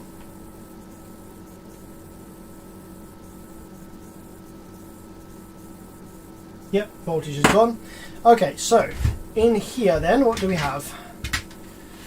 What do we have? We have some 46N15s, not going to be powerful enough, I think. We have some IRFB 4115s. Now these are pretty beefy, I think. Just remind myself, IRFB 4115. I think these are going to be good. I think these are probably going to be cool. Yeah, 104 amp, super low RDS. Oh, actually, it's not that low, but it's alright, it'll do. I think that's pretty low actually, 9.3 milliohms. 380 watts total power dissipation, pretty decent. Pulse drain current for 20 amps, that's important for when we're using them in switch mode. Input capacitance is 5200, not too bad. And the rise and fall times are very respectable, pretty low. The rise time's a little on the high end, like it's not high, it's higher than some other FETs, but it's still very low compared to some others. Gate charge is medium, not ridiculous, but not mad low either. But we've only got one FET per bank. We've got 4 FETs, and we've got high side, low side of channel A and high side, low side channel B, so that's not going to be a problem at all. The chip is going to have no problem driving these. It could drive a whole bunch more of those, so that's not a problem at all. Output capacitance is fine as well. Yeah, these are going to be great. IRFB 4115s, absolutely no problem at all running those in this amplifier. Just curious to see what else I have in here.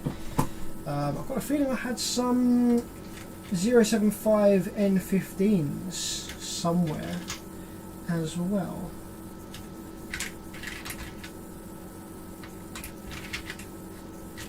I also have some IRFB 4321s. Let's see what these are all about. What's the 4321s like compared to the 4115s?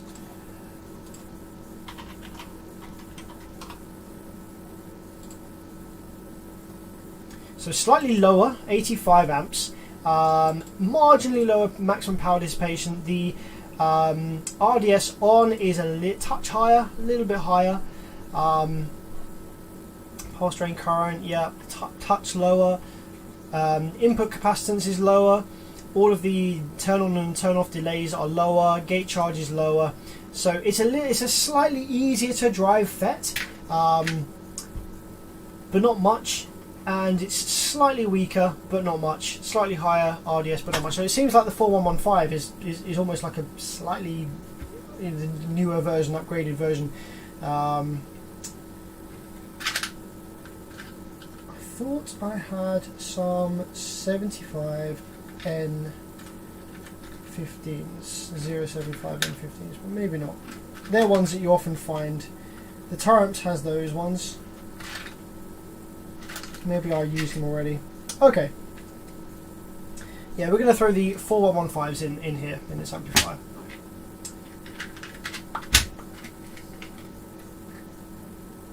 Four, 415. 415. 415. 4.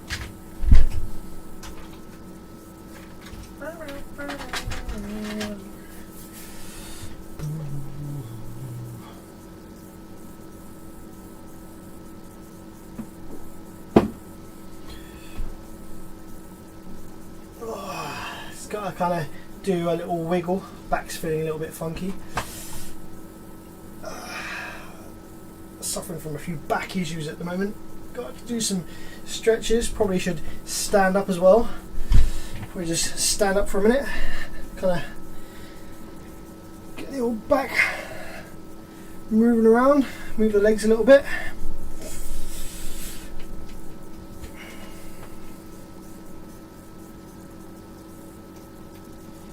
So yeah, 1, 2, 3, 4. 1, 2, 3, 4. And before we power it up, once these are soldered in, before we do apply the power, we will be checking the gate resistors. I imagine they're fine. Often if you have a dead gate resistor, then that probably means your drive circuit is toast as well, because for the gate resistor to die, that would mean that significant current has passed through the gate resistor, probably meaning the drive circuit's fucked. You need a gaming chair. No, I don't need a gaming chair. No. No. Stop. Shh. Shh. Gaming chairs are an absolute atrocity. Marketing bullshit, expensive ass piece of crap. If you want a good chair, get yourself a proper ergonomic office chair. Don't buy something that has gaming in the title. It's going to be a heap of shit that's going to kill your back. It's made of bullshit foam that has no attention to detail about the shape, the ergonomics, how your back sits on it. Don't buy a gaming chair. No. Triangles is with me on this.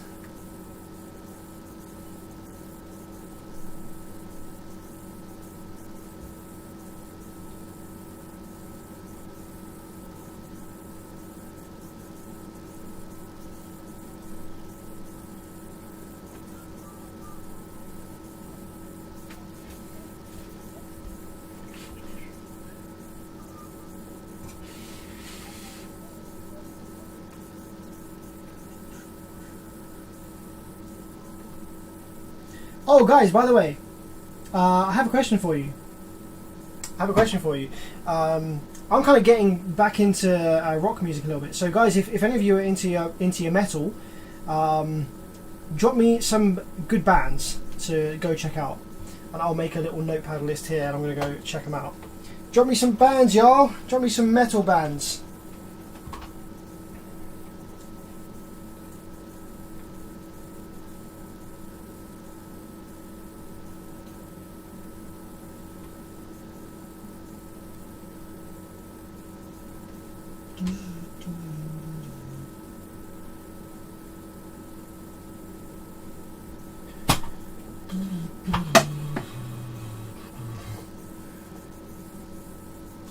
There's going to be a few here that I know of.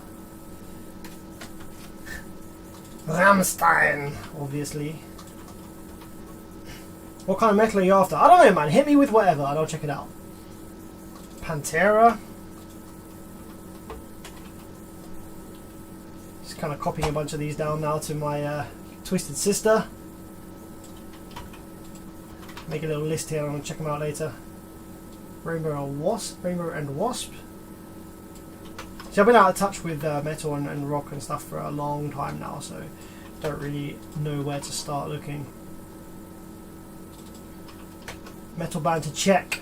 How do you pronounce that one? Ginger, probably Ginger. Opeth.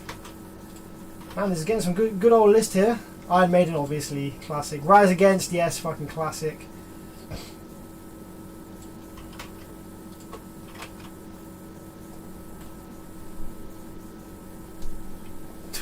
Someone said Little Twisted Sister. They're no good then. I have no idea, bro. I'm gonna be listening to this shit later.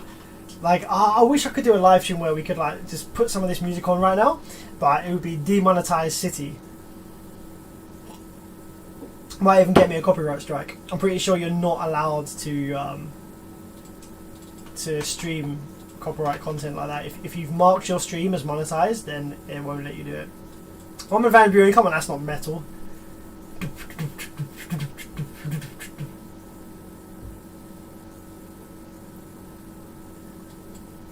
Oh, there's shitloads of stuff coming in. I can't even keep up with it. Hang on.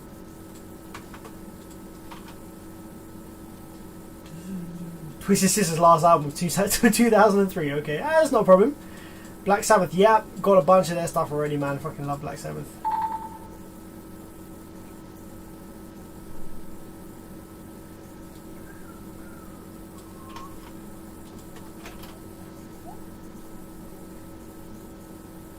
Okay, I think I've got a nice little list. Let's just grab a couple more. But yeah, thanks guys. I'll check some of this stuff out later for sure.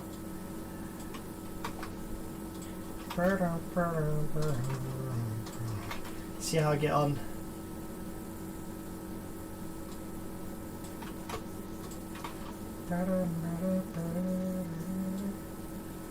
Tell you who I used to listen to back in the day when I was a teenager, aside from, you know, all the kind of normal ones.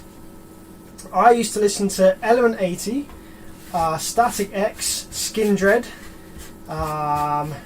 Gasket,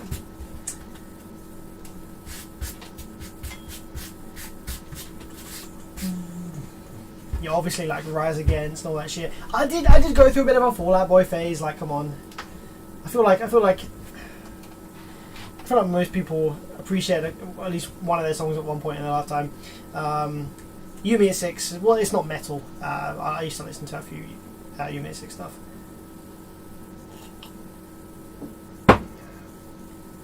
you ever heard of a band called Caliber? Maybe. I feel like I might have done. I can't pick out any of their stuff, but that name does ring a bell.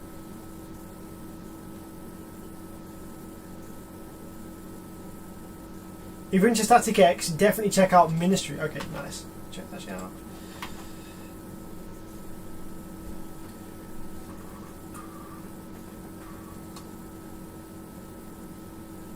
Perfect for dead fets. Yeah, for sure, man. Alright, wicked, wicked. Okay, right, cool. So, vets are fitted. Last thing then is just quickly check the gate resistors. I think they're going to be fine because the drive circuitry was fine. I can't imagine that they're going to be dead. Where are we? So each vet is going to have a direct connection to the driver through the gate. We have what looks like 1 ohm gates. Yeah, 1 ohm gate resistors. Super, super low.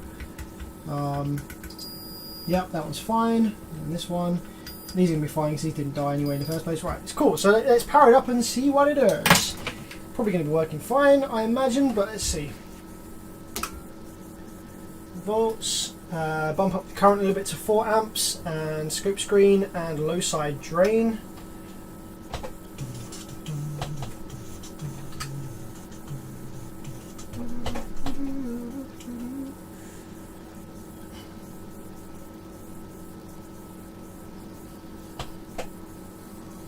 Okay, ready? 3, 2, 1. Oh, fuck. 3, 2, 1. Oh no! Explode! Ta-da! There we go. Nice. Low side switching on the side that failed and the side that didn't fail. Make sure that it's the same. 50. We've got a. Oh, the duty cycle is 51.3.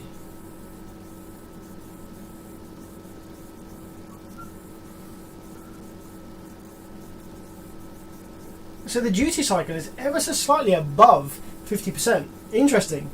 You'll learn a bit about that in my next video I do for the audio pipe mod. That's interesting. A little bit above 50%. That will mean that the amplifier will typically clip at the, I think it's at the, it'll clip a little bit at the top before it does at the bottom. Yeah, so having a duty cycle above 50% on these full bridge amplifiers, the sine wave will clip at the top before the bottom.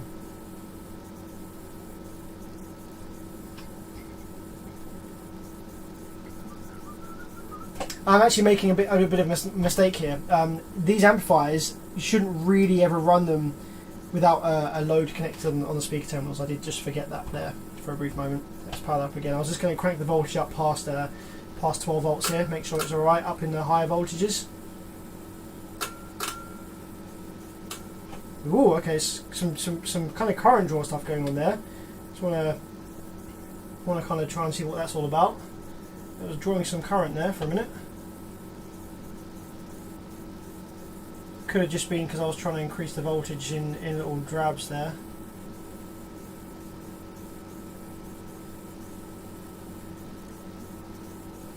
Oh yeah, that's fine.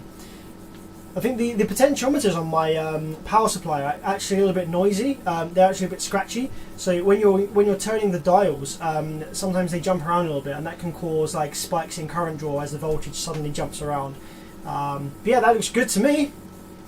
That's gonna produce audio just fine. I don't need to plug a speaker through that just now. We're gonna endurance test that later. I think now it's about time we move on to the next amplifier.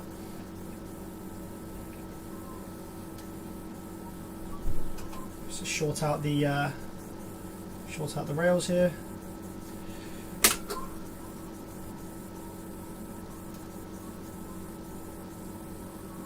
There we go. Now there's nothing left for this amp. It's a bit ringing at the edges. Yeah, you'll tend to find that in these amplifiers because the filter network is kind of shit, and as long as the FETs aren't heating up, which they're not, they're pretty cold. There's a tiny little bit of warmth left in them from soldering, but that's going to be fine. Yeah, you'll find that the switching waves on these kind of Brazilian design amplifiers, they never look super clean. And it's just because of the partly to do with the unoptimized drive circuit. Really, the drive circuit is really basic in these, and also to do with the filter circuit. It's really, really stripped back as well, and never particularly well optimised either. Thanks, Dennis, for the kind words. Appreciate that, man. Thank you very much. So let's pop this to one side. I'll reassemble it later. No point doing that on the stream. It's kind of boring. Down there. And let's take a look at, okay guys, what do you want to see next? Do you want to see 4-channel focal FFP or FPP, whatever it's called? I don't know what's wrong with it. I can't remember what's wrong with it, any of these amplifiers that I've got in at the moment actually. So we can look at a focal 4-channel, might be in Protect, might have other issues, or we can look at the I think it's a DS18 Hooligan, a big thing. I think it might be like a 5K or an 8K or something.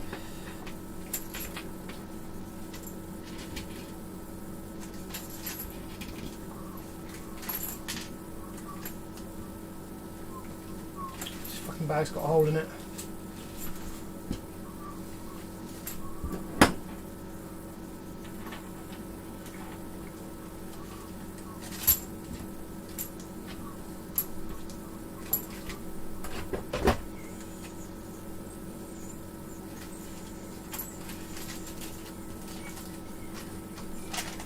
Okay, what you're saying, DS18, let's see the focal.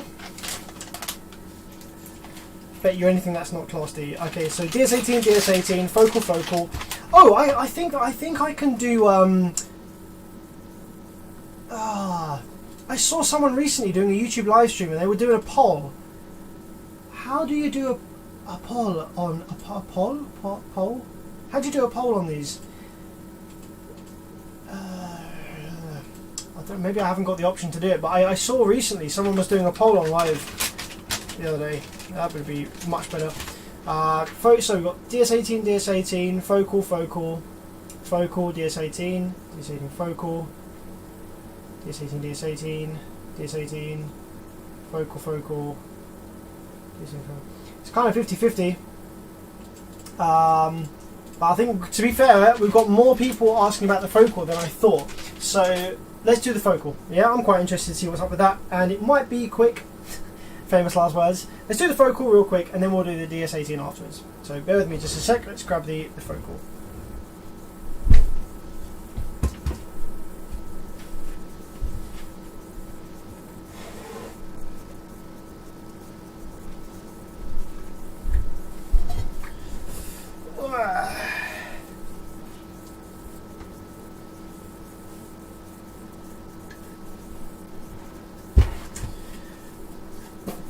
Okay, here she is. So this is the FPP 5300 Performance Focal Spirit of Sound. Just a tip, guys, if you're ever sending an amplifier into a repair technician, don't leave the grub screws loose. Like, tighten them all the way down, because in postage they work their way loose. And I actually found this grub screw in the box, like floating around. Could have very easily missed it, could have very easily fallen out. And this one here as well is almost about to fall out. So tighten these up, because they do fall out in postage and they may get lost. So let's just do those up, just to stick those in place. Okay, so I have got no idea what's wrong with this amplifier. I can't remember what the customer was saying is wrong with this. I think it was a while ago I spoke to him about this one, so I'm just going to go ahead and plug some power straight into it first. I just want to see whether it powers up or goes into Protect or whatever. We've got current limiting, so it's not dangerous to do this here. And we can see what this is doing to start with. Do you have any more cheap Chinese 2000 watt amps to repair? Bass face, for example. At the moment, I don't have any ones of those that are dead. I don't think I've got a couple of them here that I'm selling, that I fixed, but I don't think I've got any dead ones in it at the moment. Okay, so let's go ahead and power it up. Give you, oh shit, what is the problem here? That one. Let's give you this camera.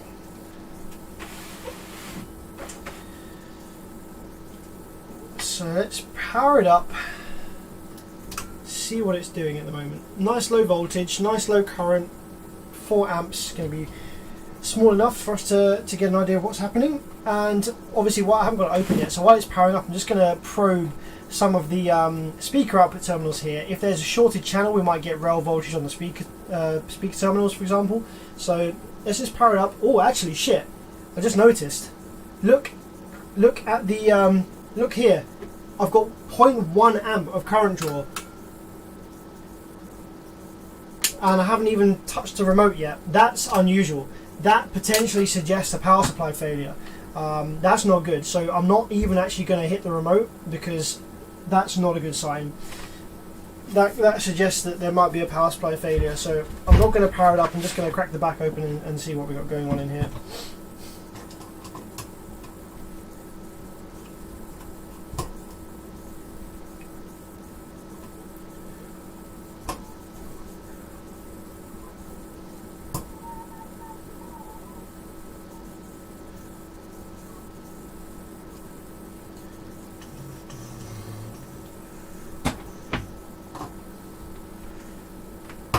How's the audio pipe build coming along? Very well, very well. All the new parts are fitted. I just need to buy the final wire for the LITS wire for the transformer, because the transformer works, but it's currently just test wound with some spare cable. But I've got the voltage set that I want. I've got the parts in the board that I want, the upgraded parts. They're crazy. I've got the transformer core that I want. I've made the modifications to the drive circuit, the feedback circuit that I want. The only things left to do is to make modifications to the power supply switching circuit to increase the frequency with the LITS wire. Now that's obviously going to be a benefit. So I just need to do the circuit to increase the power supply switching frequency, and I think that's about it. Then it's just going to be back in the heatsink and testing. So I think we're probably I'd say we're about 2 weeks off, maybe, getting a part 2 video on that. It's going to be awesome. What power is it going to produce? I don't know, Stefan. I honestly don't know. A little behind the scenes for you guys in the stream. Ow, fuck. So the audio pipe came into me with, I think it was 80 volts worth of rail voltage. I think it's pushing 200 now.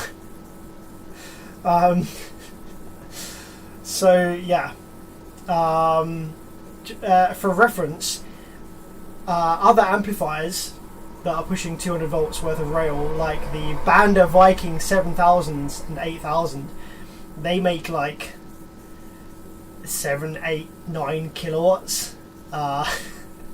So we'll see what happens.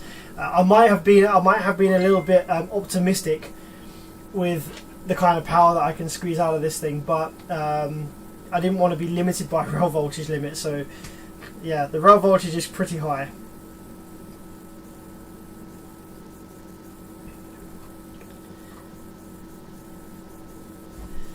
So we'll see what happens. Obviously, the difficult thing about this mod is that once it goes back to Derek, that's it. I can't do anything else. So I need to, because he lives in the States, obviously it's really expensive shipping.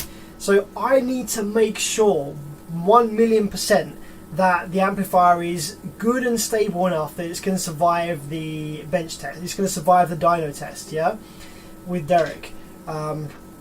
Because the worst thing possible that could happen is that while he's dynoing it, it just bursts into flames, because that's game over then. You know, we never know how much power it's going to make. Or so I'm gonna dyno it here. I'm gonna bench test it and really abuse it here first, so that if it's gonna blow, it blows with me, so that I can then make changes to the modification to sandbag it a little bit. You know, the thing is, the annoying thing about it is that the dyno test is very, very strenuous on the amplifier. So let's say, for example, with the 200 volt rails, yeah, this amp will now behave like an 8 kilowatt. It will now behave like an 8,000 watt amplifier. After impedance rise, yeah, if you're running it on a relatively efficient setup, which I will be with the van, after impedance rise, it's perfectly happy doing that. It's perfectly happy clamping 5 kilowatts to the subs, yeah, after impedance rise. And at no point in its life will it ever be asked to clamp 8K, apart from when you dyno it. And so obviously having the amplifier behaving like an 8K, clamping 5K to the sub, is going to sound phenomenal. It's going to be awesome. It's going to be fucking loud. But in order for me to get it to survive a dyno test, I'm going to have to sandbag it a little bit, probably, so that it can, so that it clips, so that it, you know, obviously the end of the dyno test, the point where the dyno stops testing is when it detects clipping or distortion to a certain point. So I'm going to have to probably, I might even include a switch. I might even put a switch in there. Actually, you know what? I think that's what I'm going to do, because I can do that. I'm going to, yeah, fuck it. Bing! New idea just came into my head. I'm going to install a switch on the back of the amplifier that is for musical mode, you know, like demo mode, install mode, which is going to allow the sine wave to reach up to the full 200 volts rails that are going in there at the moment.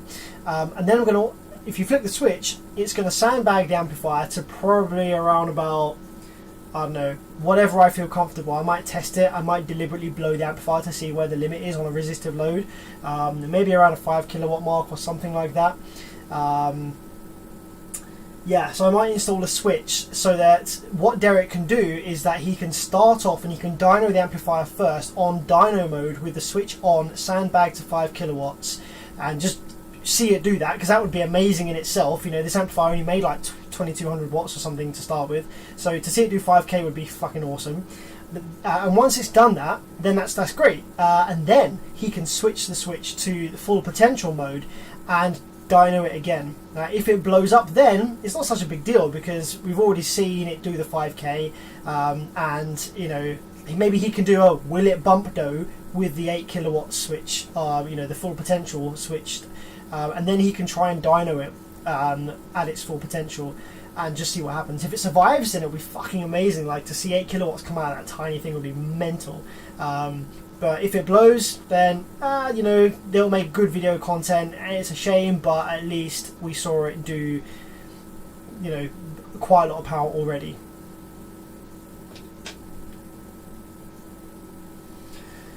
Anyway, I'm trying to take this amp apart.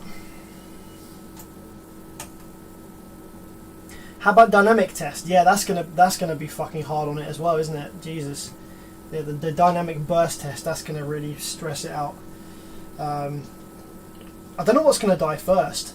If the amp does blow with Derek, the transformer in it should have the whole reason I put that transformer in was to just have excessive headroom on the transformer, so the transformer should be fine.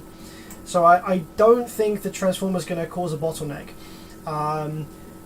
What's probably going to die is probably the output FETs. It still only has 4 output FETs in it. I've gone for ridiculously huge ones, but at the end of the day, it's still only 4 FETs. That's all I can fit in the heatsink. So yeah, if it dies, then it will be the output FETs that's short, I think, and maybe the output inductor. The output inductor might be the limit there, and it might overheat, and it might cause all kind of bullshit to go on with the output FETs. So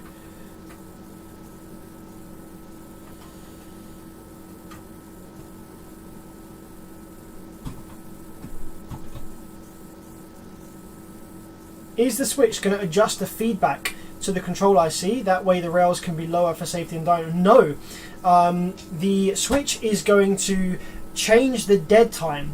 Oh, sorry, not change the dead time. Ignore me completely. Start again. The switch is going to change the duty cycle of the Class D switching PWM. What that's going to do is that's going to change. So these amplifiers are single positive rail. Okay, so the 0 volts is the bottom of the sine wave, and like 200 volts is the top of the sine wave. Then the sine wave then oscillates on a floating midpoint between 200 volts and ground. Now the duty cycle of the Class D PWM switching frequency dictates that the level of that floating midpoint. So at 50% duty cycle, that floating midpoint is bang dead in between 0 and 200, so it will be 100 volts. So the sine wave is allowed to swing all the way up to 200 volts and all the way down to ground. However, if I sandbag it and I now tell the amplifier to only run the Class D switching frequency at a 30% duty cycle, the floating midpoint is now closer to 0 volts than it is 200 volts. Meaning when the sine wave is played, the sine wave starts and gradually gets bigger, but then the bottom of the sine wave will touch 0 volts before the top of the sine wave can get anywhere near the 200 volts, thereby sandbagging the output of the amplifier to, you know, whatever volt RMS can fit before it touches the 0 volts of the bottom. The same thing you can do if you turn the duty cycle up.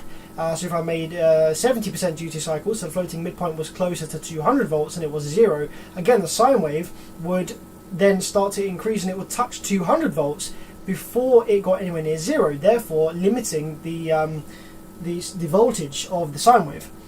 And this can only be done with the amplifiers that have a single positive rail, because otherwise changing the duty cycle will directly put DC offset on your speaker terminal. So it wouldn't work. I don't think it'd work with a half bridge. No, it wouldn't work with a half bridge. It wouldn't work. I don't think it would work with a. It might work. No, it wouldn't work with a single. Yeah, I think it only works with a single positive rail full bridge.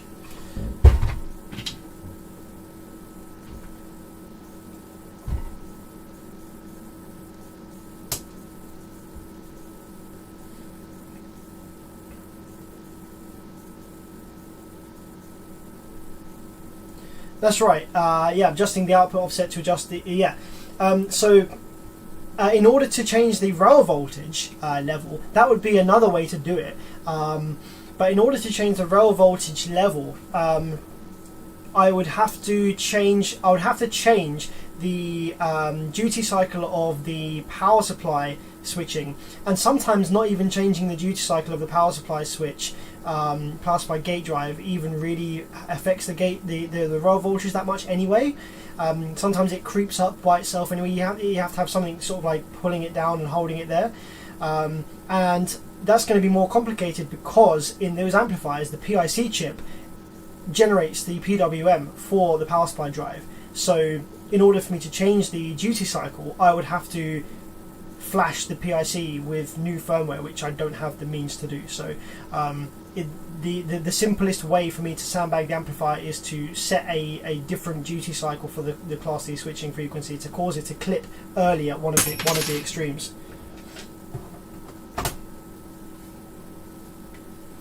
But I wasn't meant to tell you any of that yet, because that video is not out.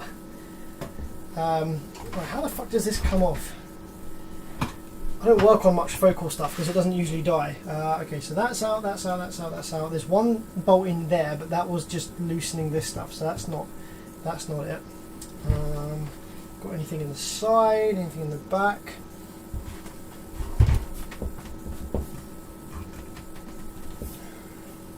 The side, the side ones probably come off, don't they? Yep, side ones come off. That's going to be what it is.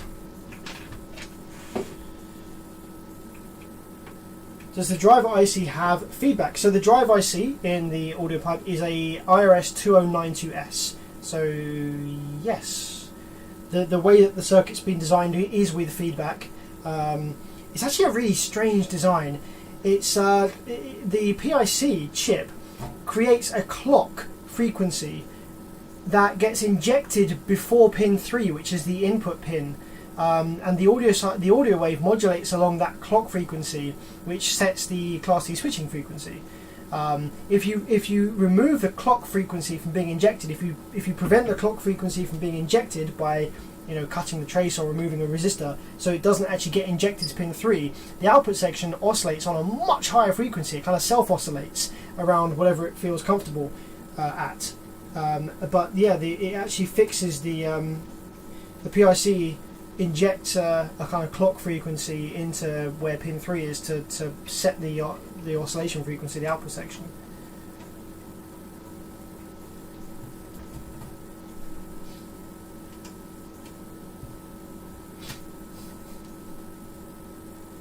What's your opinion on Soundist or Evo 2 8K versus Taramps MD 8K? I would go for the Taramps MD, I think.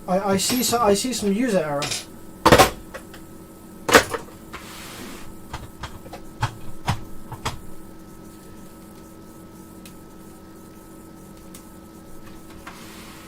So you see this? This, my friends, this is water ingress. This is liquid damage. See all this green shit? That's a rectifier, D11. And that Q25 looks like. That will be, that's probably one of the subwoofer channel output FETs, because we've got the transformer here for the power supply, and this is either going to be, oh, is this, no, hang on a minute, no, that's another transformer. That's not an inductor. That's an inductor, but it doesn't look like it's high enough inductance to do anything Class D related. So this is, I think, this is a 5-channel, this amplifier. Yeah, looks like we've got four Class AB channels. This is all Class AB over here. Emitter resistors and all that jazz. Got the biasing transistors. So this is all Class AB stuff over here. Then we've got these two here, with no biasing transistor in between them. So maybe that's a sub-channel, or maybe they're different higher voltage or something transistors. Then over here we've got what looks like 2 separate transformers. Probably one transformer that just is responsible for generating the rail voltage for the sub-channel, and then a second smaller transformer probably responsible for generating the rail voltage for channels 1 to 4. This is just total guesswork at the moment, but I imagine that's probably what we've got going on here. Yep, and then we've got rectifiers for this one here, and rectifiers for this one over here. Rail capacitors, probably for the sub-channel, the bigger one. And then these are going to be the rail capacitors for each of the 4 channels, nice and close to the output transistors. Then we've got groups of drive circuits there. So yeah, we've got what looks like the drive circuitry for channels 1, 2, 3 and 4. And then the drive circuit over here for the sub-channel. This one looks like it's got a bit toasty at one point. Okay, so Class AB all around then, no Class D in sight. So these are going to be power supply FETs still then. So this is all power supply FETs over here. Okay.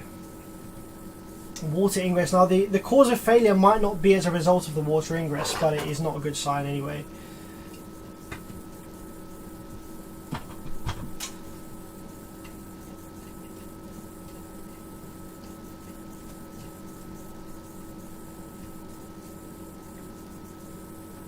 Oh fuck! Holy shit! Wow, that is a sight. Oh my days!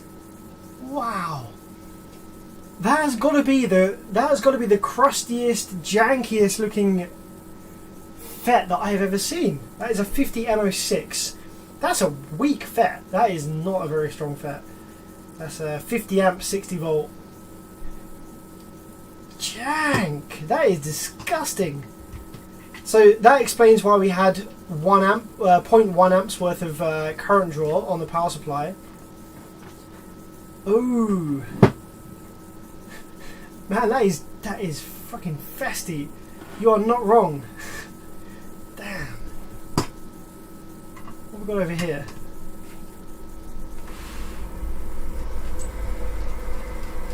This looks mouldy. That's burnt as well. You can see the burn marks coming off that. So this might be a nice simple power supply repair job then. Actually, it might actually turn out to be a pretty simple repair. And I can do all this from top board. I don't even need to take the board out of the heatsink to do this.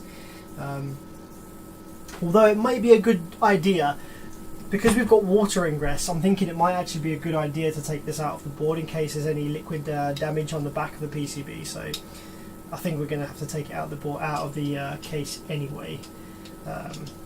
But we could technically do this repair from the top board, but I want to see if there's any moisture residue underneath the board there.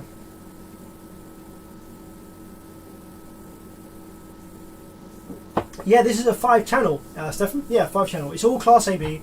Yeah, you've got separate power supplies. for the channels 1 to 4 and for the sub channel by the looks of it.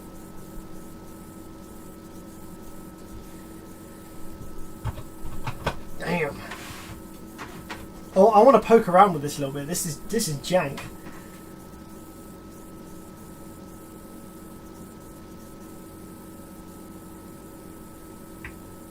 Oh, did you see this? The kind of dust come off that? Fet smoke. Don't breathe this.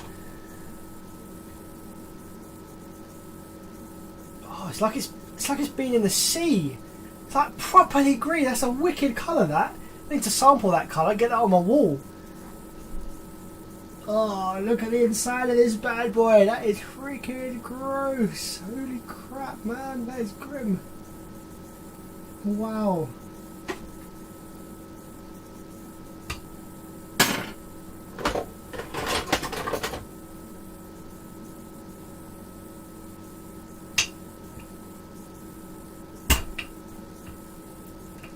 Oh, it just comes straight off. Okay. Not connected anymore anywhere. It's like it's almost hollow inside. Look, I don't want to touch it. It's like it's hollowed itself out. That's so weird. That's mental. That is. I've not quite seen one go like that before with the liquid.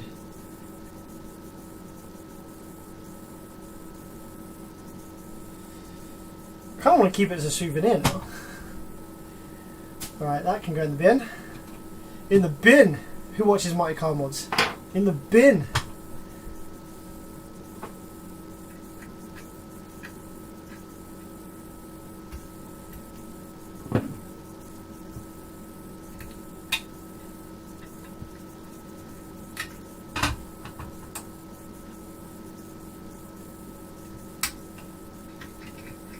This one's kind of gross as well in the underside of it here.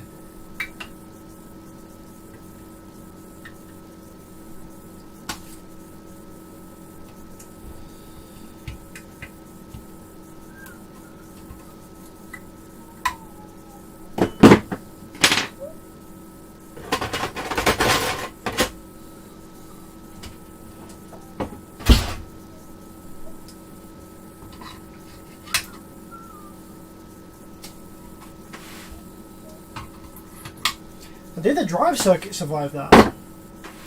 Where is the power supply drive circuit? The power supply drive circuit is all the way over here. Get the camera positioned. This is going to be the power supply drive circuit. I imagine the drive circuit is probably shared between both of these different transformers. Like that would be fine. There'd be no reason to give each transformer its own drive circuit for the FETs, because you know the pulses are going to be the same. So these are probably going to be the drivers. So let's just confirm that. I'm going to just zoom out here and go over to the FETs, have a quick look, see if we have them the same.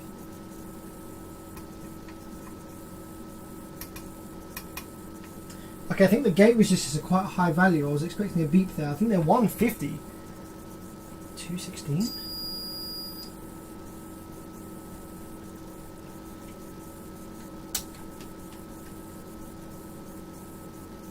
Yeah, holy crap, 150 ohm gate resistors, that's pretty high. I've seen higher in some of these new Orion and B2 amplifier and the Sundown Salt series as well. I think they use like 270 ohm power supply gate resistors in order to control EMI to pass regulations for sale in certain countries. It bottlenecks the power supply circuit a little bit, you know, better to have it switching harder than that. But Focal have probably done this with intent to prevent power supply switching noise from you know, entering the rest of the circuit and the output section. So fair play. That's why this is done in this case with a high value gate resistors probably. So 150 ohm gates. So let's just check to see then whether these drivers are for these over here. Okay, not getting anything yet. I don't know. Ah, there we go. Okay, 150. So yes, we have that driver there is on that bank.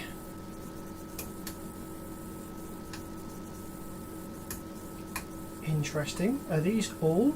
Oh, there we go. I think I just need to just scratch away at the trace a little bit. So yeah, PNP and NPN on that one. And then the second bank is probably going to be over here. Yep, second bank is over here.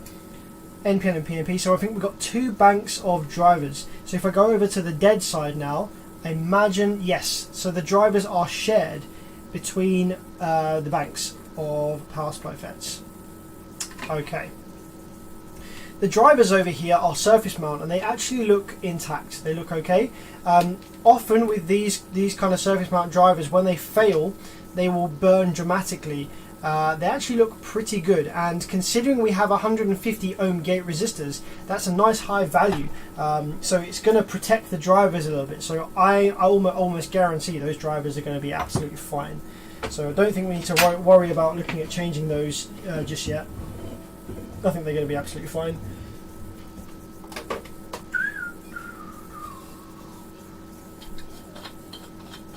Please clean the board. Yeah, we'll clean the board, don't worry. We'll clean the board, don't worry. It's coming.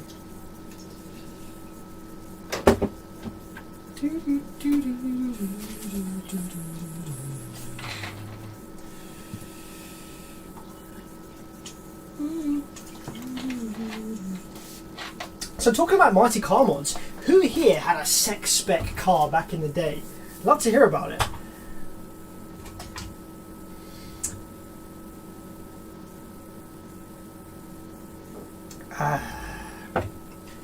Okay, so let's put this poor guy in the live chat out of his misery a little bit and get this cleaned up. I think what might be a good idea is to remove the board from the heatsink. Technically, it's not required to carry out this repair. All I need to do probably is change 4 power supply MOSFETs.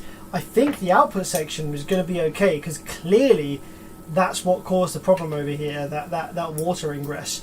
But I'm just going to go ahead and probe the outputs anyway, just to see if we've got any shorts or strange readings or anything going on over here. That's the sub channel, channel 1, channel 2, channel 3, channel 4. Yeah, so like there's no shorts on any of these outputs. I imagine the output section is going to be beautifully fine. So it's just going to be a boring, basic, simple power supply repair, but I hope that jankiness was entertaining. If I just take a quick look down the amplifier here, I might be able to gauge whether it's worth us taking this out of the case or not. Actually, you know what? It looks absolutely mint in there.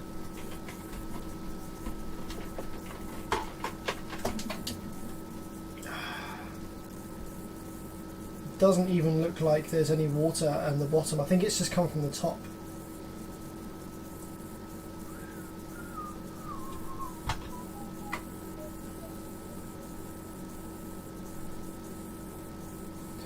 I don't know, I don't think you can see down there with me, but I'm getting a really good view in there, and that is all mint. That is absolutely beautiful. So the water ingress came from the top.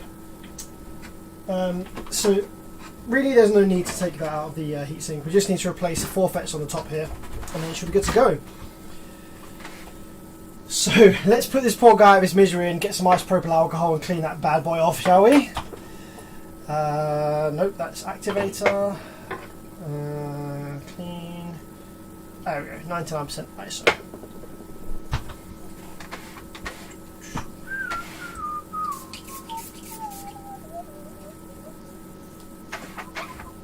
I think actually what I'm going to do is I'm probably going to let's cut these off a little bit. I should probably desolder the legs before I clean it up actually, because then I'll be able to clean it easier because I'll have a flat surface to clean on.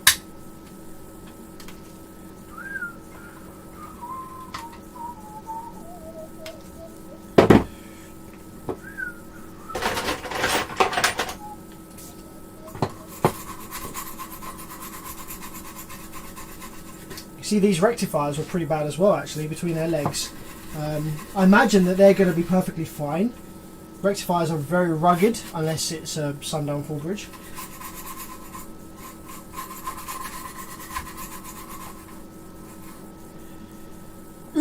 Okay, we did lose a gate resistor there. There's a gate resistor missing now, R46. So we're going to have to replace that. Damn, that's going to be a bit of a pain in the butt actually, because 150 ohms is a bit of a weird value. Like, I don't have any of those laying around, so that means I'm going to have to buy some bloody 150 ohm gate resistors just for this one that's missing here. And it means I won't be able to complete the repair on stream for you. Although what I will probably be able to do is I'll probably be able to power the amplifier up with this FET disconnected. It doesn't need it there, it just needs one per bank, so I'll do that. I'll power it up with it disconnected.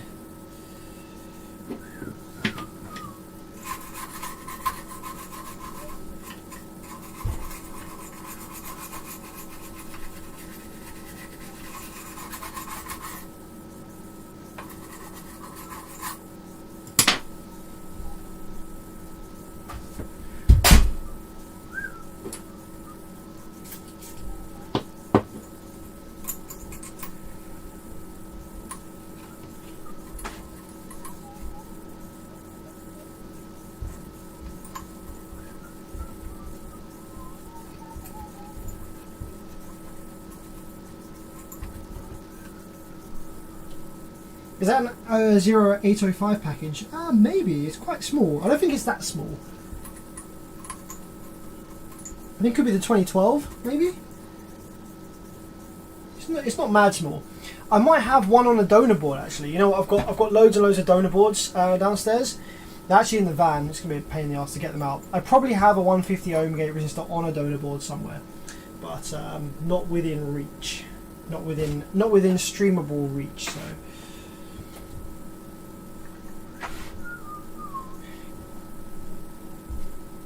Could you temporarily put a 150 ohm through hole resistor? Yeah, of course. Not even temporarily. You could leave that there, you know, provided you soldered it properly and it was fixed down nicely. There's nothing wrong with using through hole components where surface mount was originally, provided they are, you know, in proper place and they're not going to vibrate or snap, or, you know, provided they're soldered well. Obviously, the surface mount part is the ideal part because that's what it's designed for in terms of mounting, but the through-hole part has no difference in functionality. In fact, most of the time the through-hole part has much higher power handling, you know, thermal capabilities. So, 1206 is the next size up. Yeah, it's probably that one. I don't memorize the package numbers names for the surface mount parts. Every time I have to order resistors, surface mount resistors, I have to go back online and look at the list of sizes versus package type, because I never memorized it.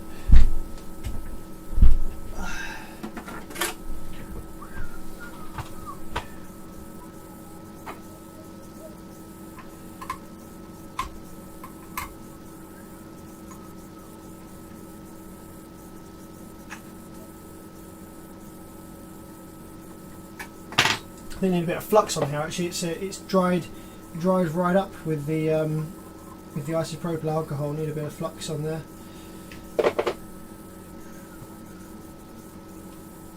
Ooh,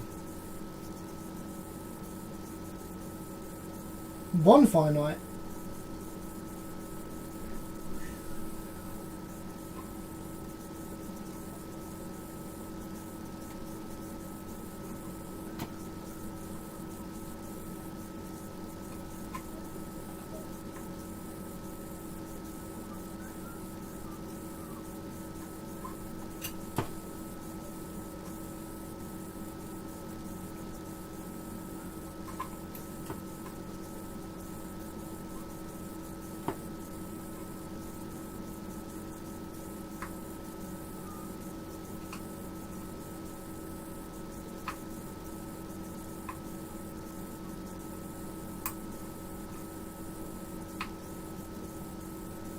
So this is the FET that burnt up the worst.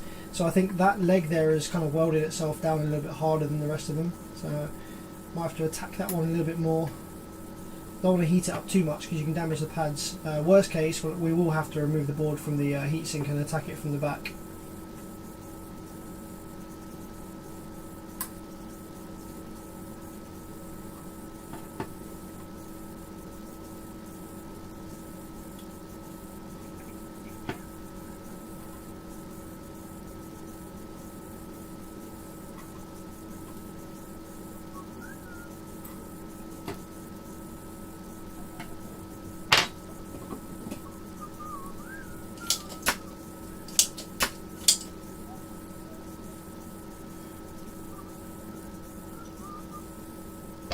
Can you fix my Sundown Full Bridge 3000 for me? Do I need to ship it to the UK? Says John. I can fix it for you, but the shipping to the UK is going to cost more than just buying a new one, unfortunately. So happy to fix it for you, but yeah, I don't take work from overseas because it's honestly not cost effective for anyone.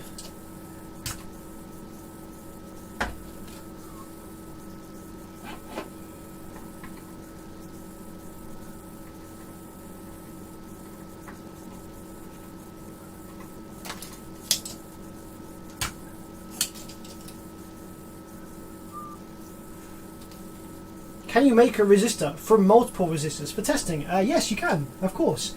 Yeah, for testing purposes, I could probably get away with a 100 ohm and a 47 ohm in series to give me a 147. That would work perfectly fine. The 3 ohms different isn't going to make any difference to the circuit whatsoever. So for testing purposes, yeah, I could put in a 147 with 2 series resistors. But seeing as these FETs are paralleled, I can just leave one FET out for testing. They don't all need to be in the board in this instance. Sending from Holland is cheap to the UK. It used to be when the UK was in Europe. However, now that the UK is no longer in the European Union, you have to pay imports, tax and duties and all that shit on stuff coming from anywhere in Europe, anywhere in the world actually. So yeah, it kind of kills it a bit, unfortunately. I learned that the hard way. I used to do a lot of work for Jay Holmes at B2 Audio. Used to do all the warranty repairs, a lot of the stuff in Europe, and unfortunately it's no longer really viable just because it's so ridiculous with all the fees and stuff and the shipping.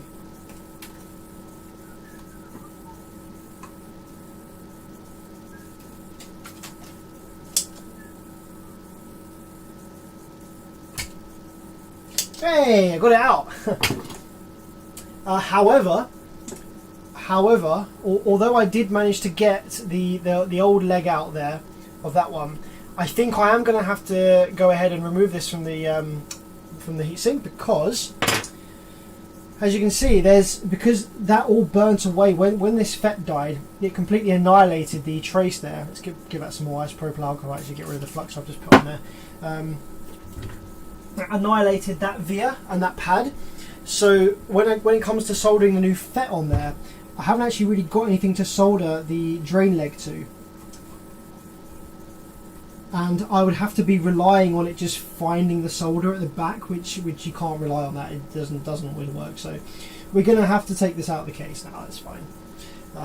So this is going to be probably a very simple power supply repair. The question is, do you guys want me to pull this out of the case, fit the new FETs, and show it working, bearing in mind the output section is fine, or would you rather that I just put this to one side, really easy repair, nothing that interesting, and move on and look at the DS18 Hooligan, because that could be a bit more interesting? What do you reckon? I'm tempted to suggest that we just put this to one side now that we've seen the janky water ingress, and we're pretty 99% confident that it's just a basic power supply repair. I'm thinking we move on to the DS18 now. What you reckon?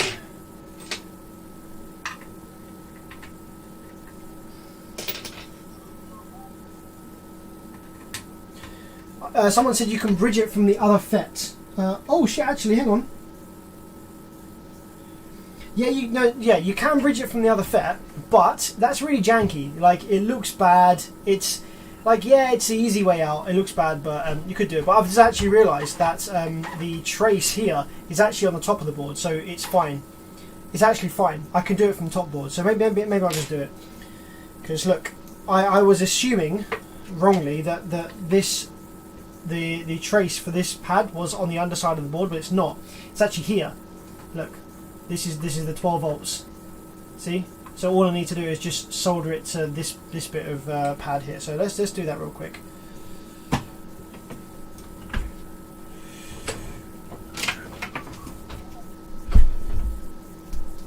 John says, nah, I want the blue light to come on the SFB. It did. We fixed the SFB already.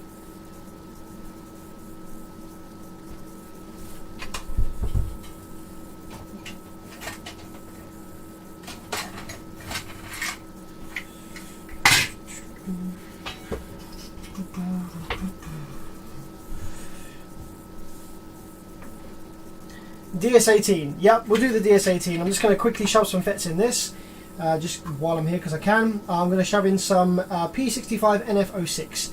Almost identical to the 50N06 that came out, just a touch more powerful actually, a touch higher. It's not critical. This is not a not a super high power amplifier. The FETs I'm putting in are slightly better than stock ones anyway, so that's cool. They don't have to be the exact same ones that it came out of. They just have to be at least as good as or better.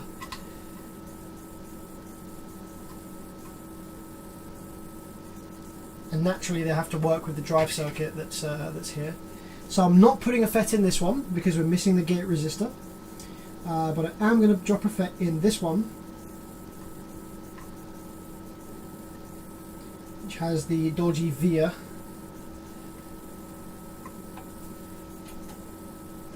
Going to load up a little bit of flux just on here just to help the solder flow through to the back of the PCB.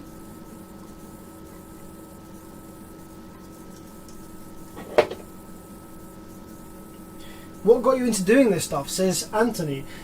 So the only reason that I got into amplifier repair, I was a UK distributor for Banda audio parts. You might know Banda, they're a Brazilian brand of amplifiers. So I was selling those in the UK, and I brought in a whole bunch of stock, quite a decent amount of the high power stuff, Viking 7Ks and 5Ks and a couple of the 10Ks, and I ended up with about 5 or 6 of the Viking 7Ks back under warranty. They blew within like the first couple of months, and I could clearly see the customer hadn't really done anything wrong. I checked over the systems, they seemed fine. So I had to give them replacement amplifiers under warranty. I mean, I didn't have to, but I'm a nice guy, and I do the right thing. I look after my customers. I could have said, oh well, yeah, this is a warranty issue, so we're going to have to send it back to Brazil, and you're going to have to pay the shipping or whatever. Like, some people do that. Fuck it, the Sundown distributor here in the UK doesn't give warranty on any amplifiers unless he installs it. Like, what? No, that's not how it works. It's legally challengeable. But I won't do any of that bullshit. So I gave the customers new amplifiers when that happened. So I ended up with a stack of about 5 or 6 pretty high powered, pretty expensive amplifiers that were just dead. So I had a couple of choices. I either had to send them back to Brazil at my own expense to get them repaired, maybe under Banda warranty, or maybe I'd have to pay for repairs, I'm not sure, but it would cost me a bunch of money anyway, especially in shipping there and back, and just suck up and take that, or just deal with the amplifiers being dead and just take the hit, take the loss, which would have been a massive loss, would have completely killed the whole reason of me bringing them in the first place. Or the third option was just learn to repair them. There was no one else in the UK repairing these amplifiers. There used to be an amplifier repair technician in the UK, and he buggered off to South Africa and fucked loads of people over. He stole their amplifiers, took them with him, he sold them. He took money for amps that he was gonna sell and then never provided. Like, absolute fucked a bunch of people over and disappeared to South Africa and never to be seen again. So there's then the amp doctor in the UK, who is Gordon Taylor, who is the guy who designed the Genesis range of amplifiers. Absolute amazing, super knowledgeable guy, but doesn't really like working on the Class D stuff. He's quite picky about what he works on. Definitely wasn't working on any of the Brazilian stuff really. So there was no one to repair them in the UK. So I was like, I gotta learn. I gotta learn how to repair these. Otherwise, I'm gonna lose a bunch of money. I gotta get these working somehow.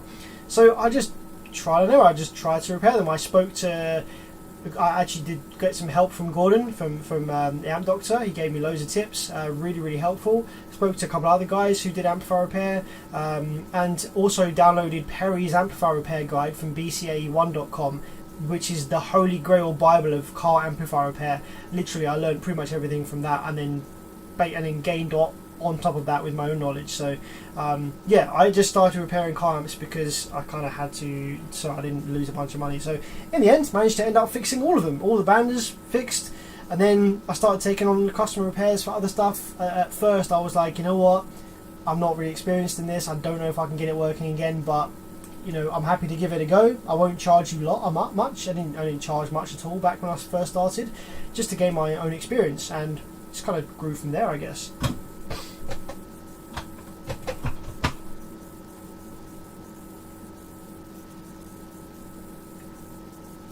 So yeah, lastly then, just need to scratch away. Actually, I don't think I even need to. I think that is actually connected properly. I think there is a veer in there still that's connected. Let's just confirm that, but I think that's actually fine. I think it was just an optical illusion. It looked like the veer was missing, but it's actually not. Might just be the kind of top plate. Yeah, it's actually fine. It's got good connection through all of them. So yeah, the only thing that's missing then is this gate resistor here, this 150. So I'm gonna have to order some 150s, put a new one in there. But this should work. It should come on. So let's try this now. Put a bit of power into here and see what it does. See if it comes on or not.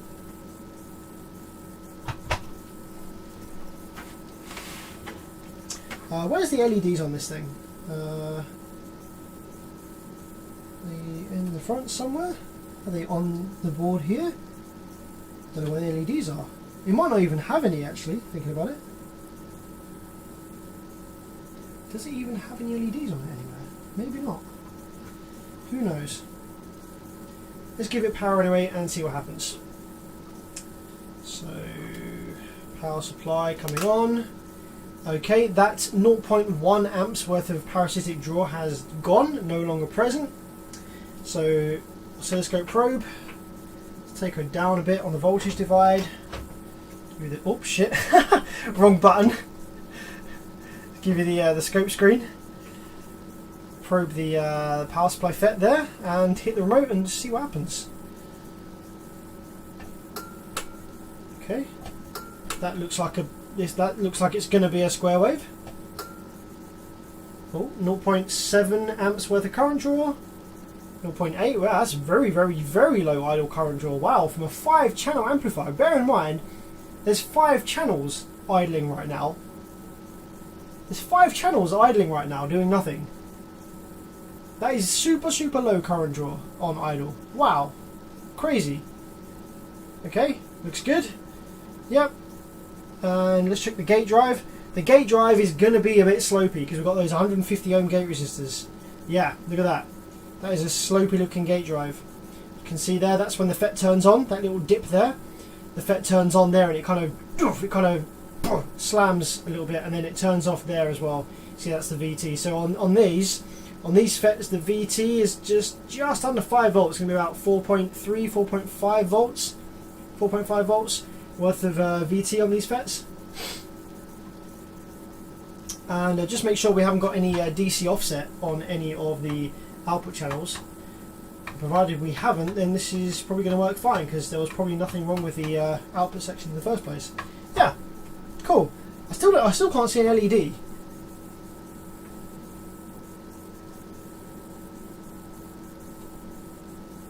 Maybe this just doesn't have a power light anywhere. Very strange.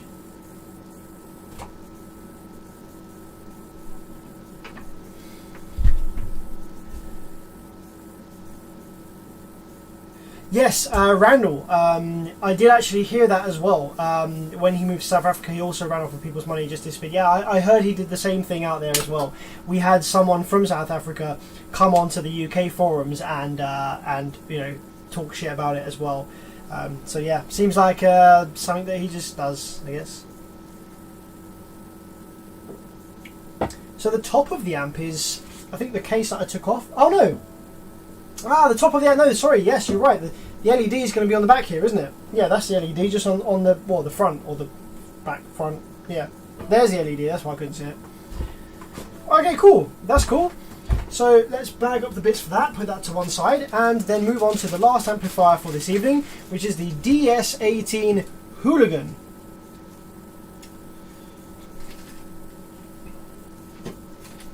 Let's put all these bits to one side.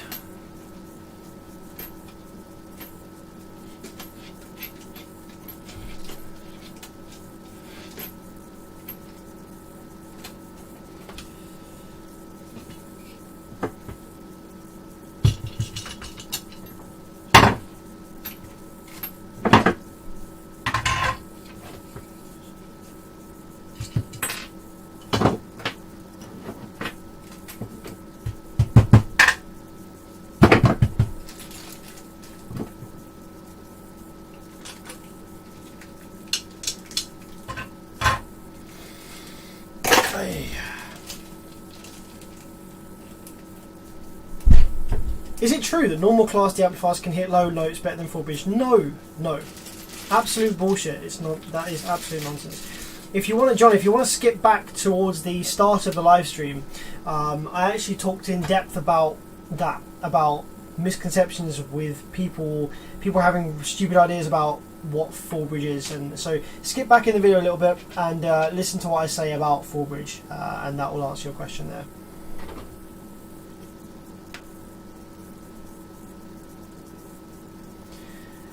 Andrew says, I understand that this is not free, but the process seems very odd to get the amplifier guide now. Why does someone want your IP4 to purchase something?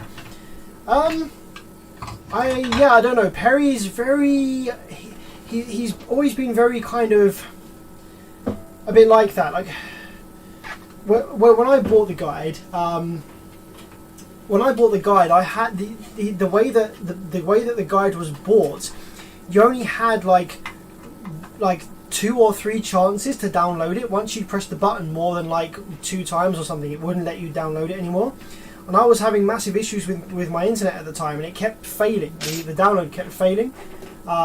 So I would be downloading it. Bear in mind, this is like a 5 gigabyte file, or maybe more, maybe 5 or 6 gigabytes. This zip file that is the amplifier guide, and I was having massive issues getting it downloaded, and it kept failing. So I ran out of presses. I ran out of download presses on the guide. So I messaged Perry. And I was like, "Oh, sorry to disturb you, but you know, I bought the guide, paid my money. Trying to. You can see the date that I paid for it on. Trying to download it, but unfortunately having some issues. Do you mind, you know, allowing me to try and download it again?" But he was really weird about it. He was like, you know, why have you tried to download it so many times? Like, you know, so yeah, I think he's always just been a bit like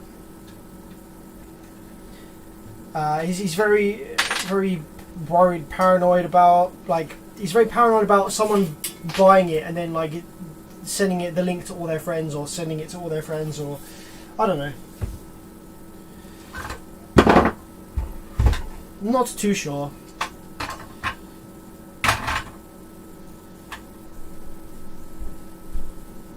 Beverage, the silicon tip on your solder socket is an amazing hack. Makes rework. Yeah, absolutely. Literally, that was one of the very first things I did when I started repairing amplifiers. I was using one of these cheap solder suckers, and I was like, this is no good. This doesn't work. It's so shit. Why don't they come with that?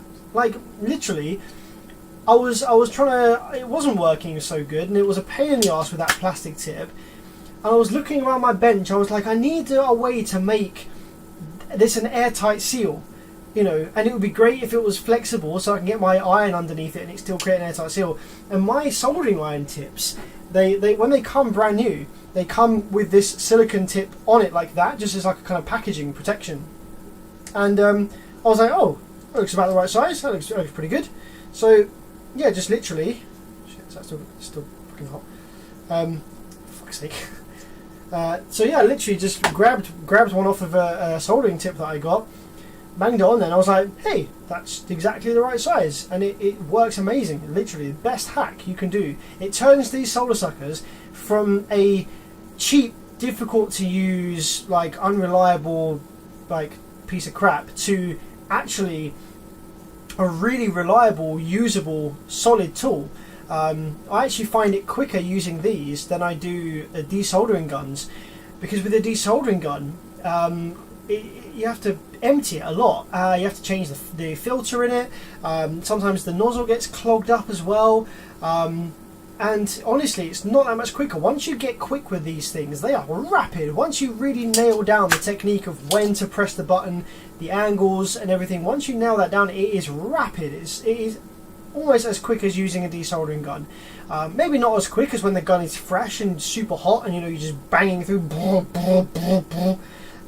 But the overall amount of time taken to desolder a row, if you account for changing filters and stuff getting stuck in the nozzle and shit like that, and also the expense difference, like these are £2, you know, I like it. I like it.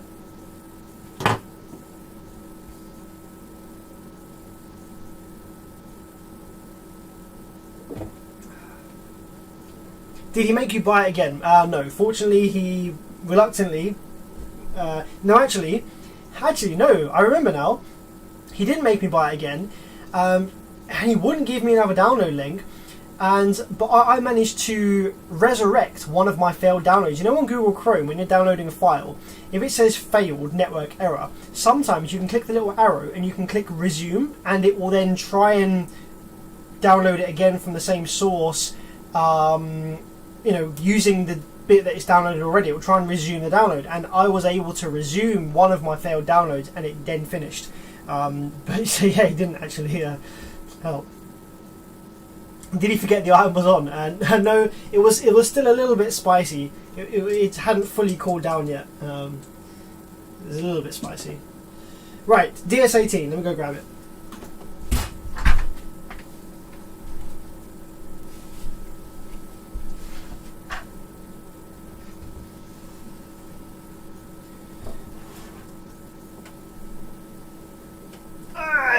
She's a big boy. Oh, hang on a minute. I just realised something. I just realised something about this amplifier, which is pretty funny. If you were watching my stream a couple of nights ago, you'll recognise something. Okay, which end's the power terminals? There we go. Okay, she's a beast. She's a big boy. She's a big boy? No, that doesn't work, does it? She's a big boy. It's a big boy. She's a big girl. Fat. There. Out of the way. Okay.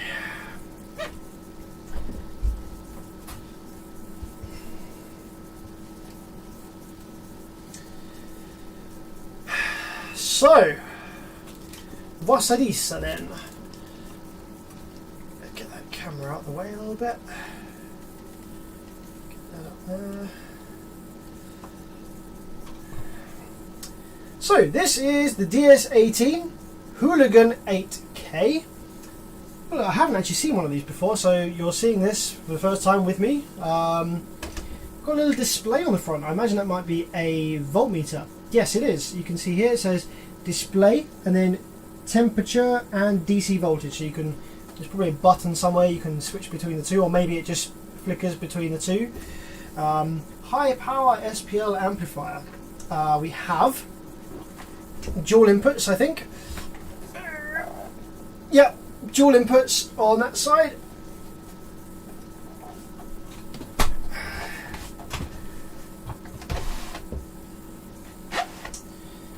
Yeah, dual inputs over there, dual speaker terminals, all your normal kind of RCAs and stuff over that side. Strappable, so it's a half bridge.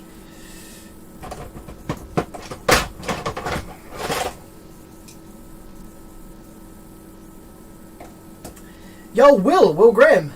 Yes, you're just in time for this beast, this thing here. Now, if you joined my stream the other night we looked at a prototype amplifier that had a really stupid fan on the back. Do you remember this? It had a fan cutout, and then it had a much bigger fan mounted in a weird way with hugely limiting you know, this grill will just horrendously bottleneck the amount of air that this fan can pass, right? It's literally only covering a tiny portion of the fan, and it's very restrictive. Well, looking at this, it looks very similar. Do you not think? It's the same kind of... Oh, I was going to say it's the same kind of cutout, but it's actually not. It's actually slightly different design. But I looked at that and I was like, hang on a minute, I recognise that. There's another one over here as well. I was like, I wonder if these are potentially the same factory. They might be. They're made in China. This is made in China over here, so it could be the same factory. But not quite the exact same as it looked. Franco says, what's better, full bridge or half bridge? Neither. Both. They're just different, slightly different topology. It really doesn't make that much difference. You could build an amplifier. You could have the same basic amplifier, you could make a full bridge version and a half bridge version, and they would sound and perform exactly the same. Scroll back in my video to the start before I started repairing the Sundown full bridge, and yeah, just watch that bit where I was talking about full bridge. Maybe I'll clip that bit of the video and upload it. But I do want to make I am making a full video on what exactly full bridge is, and also when I release my video on the new Digital Designs M series amplifiers, I'm also gonna rant a little bit about like just everyone's misconception about like calling things full bridge, and I don't know, just like literally, right? So the Digital Designs M series amplifiers all being released and stuff, and the only question I keep seeing repeated everywhere on every forum, on every page post about the amplifiers is, oh, is it full bridge or half bridge? Literally, it doesn't fucking matter. Shut up, Blad. It's not made in Brazil, therefore it's not gonna be like a Brazilian amplifier.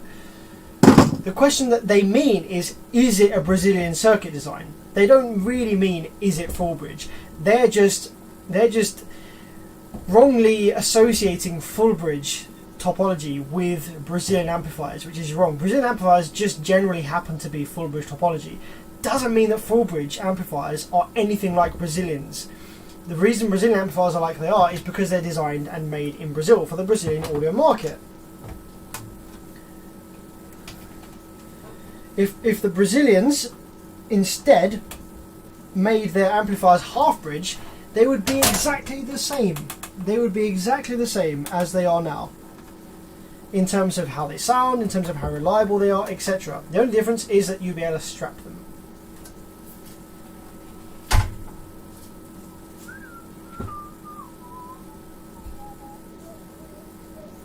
Frank says, full bridge is easier to get higher power but 2 chokes, so the inner resistance is a bit higher. Half bridge can sound cleaner.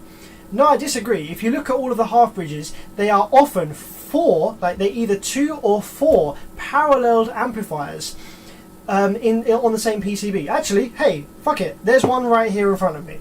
Look at this. This is a half bridge amplifier, okay? But actually, look, there's 2 chokes. Why is there 2 chokes? Oh my god, this is This is vibration damage, if I ever saw it. Anyway, this is a half bridge amplifier, but there's 2 chokes because there is 2 separate amplifiers that parallel after the inductors, after the chokes. So if you instead, rather than paralleling the 2 chokes, let's say instead you separated them and you made them run in push-pull by inverting the sine wave into one of the banks, then you would have a full bridge amplifier.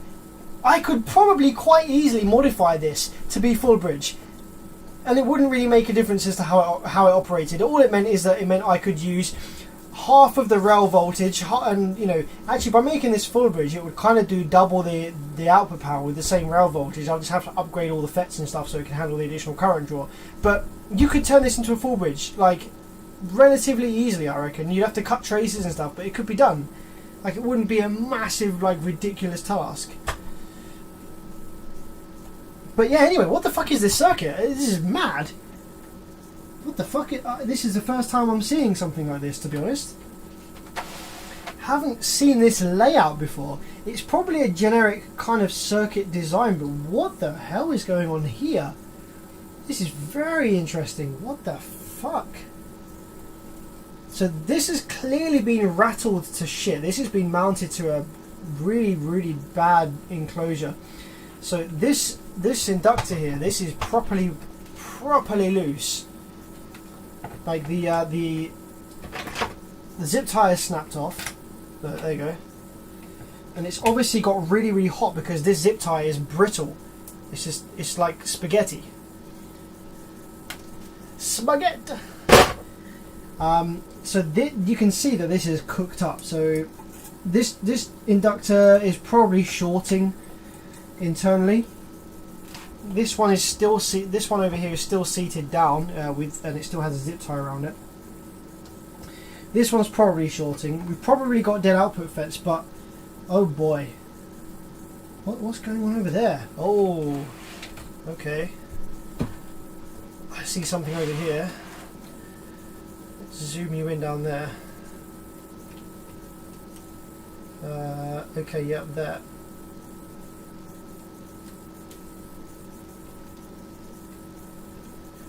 It looks to me like some of the board is missing, like some of the top layer of the board is missing there.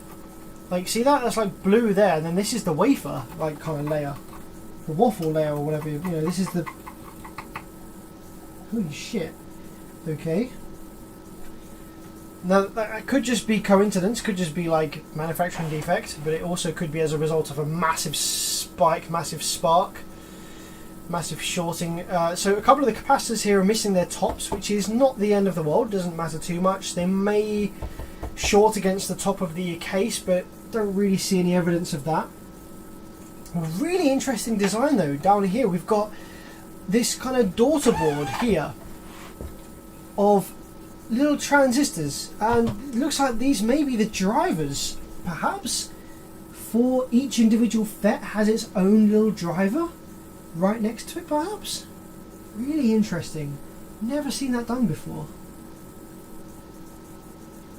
I don't know if that is the case, we'll find out soon enough, but yeah, there's on this little daughter board there's a transistor, got a diode, probably a Zener diode, can't quite see from this angle, probably a diode, a resistor, and is that an inductor? It's kind of green.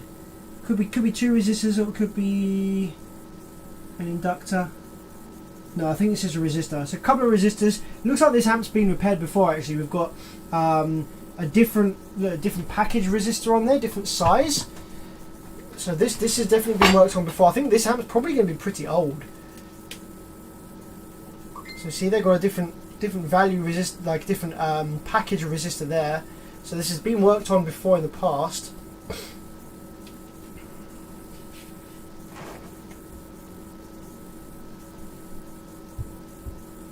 Technical specialist says, Sam, I saw one of the transformers. Oh yeah, looks like.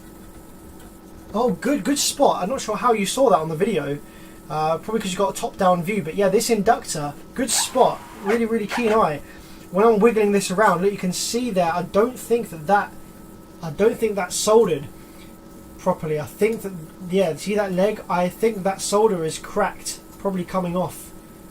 Hence the reason that this is cooking up, because it's now got a very high resistance on there. So yeah, good spot on that. Nice one.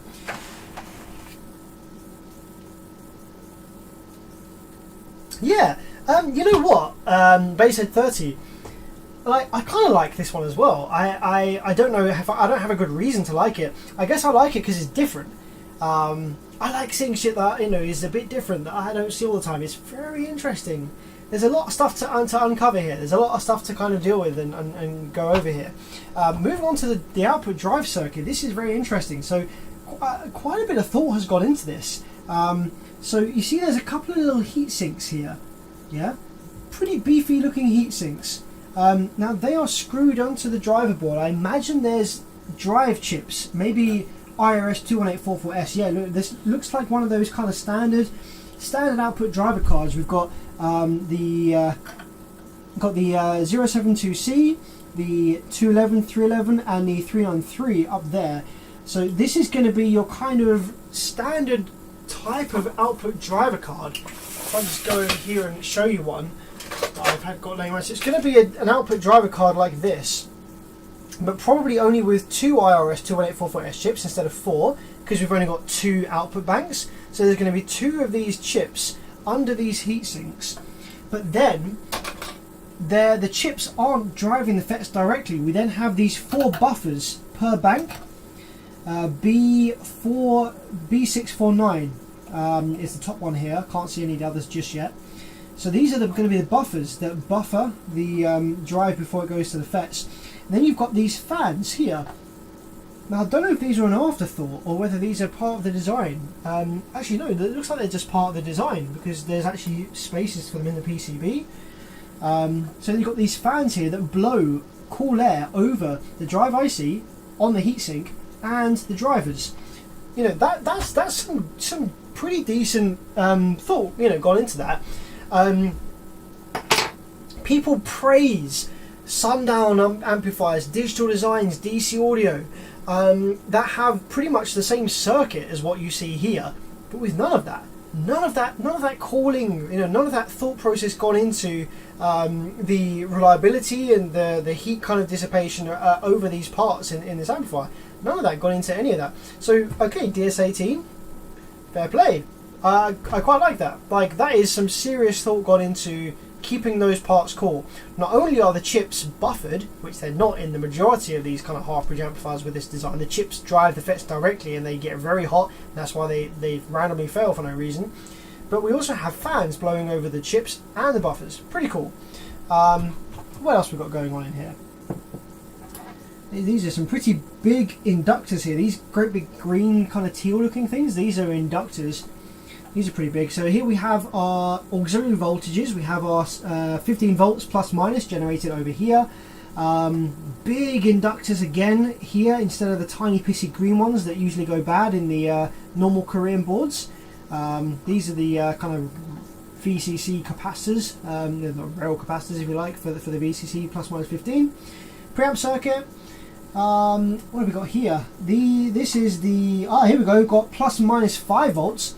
So plus minus 5 volts is generated here, and that will be taken reference from the 15 volts. Linear voltage regulators, not very efficient. It'd be better if they're using some kind of buck converter or something, but it's fine, it's whatever. Not much current is drawn from those anyway, so it doesn't lose too much. Okay, so output FETs then. What output FETs are we using? This is an 8K. Wow, okay. These are some pretty small chokes for 8 kilowatts. Oh wow, okay, holy crap. Some better FETs to what we're used to seeing. So often in these kind of Korean half-bridge amplifiers, you'll see from all your favourite brands, Sundown, DC Audio, Ground Zero, Digital Designs, the output FETs will be FDA24N40F, which are pretty cheap, very commonly available FETs. These ones, however, these are the next step up. Oops, shit.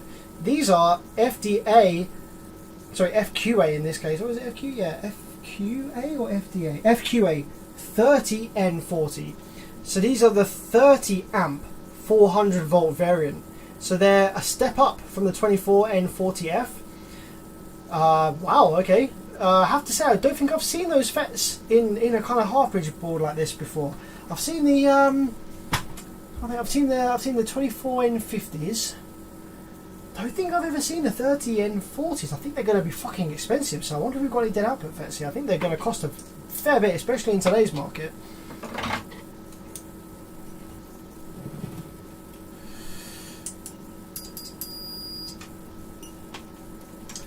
Alright, let's see then. Do we have any dead output FETs?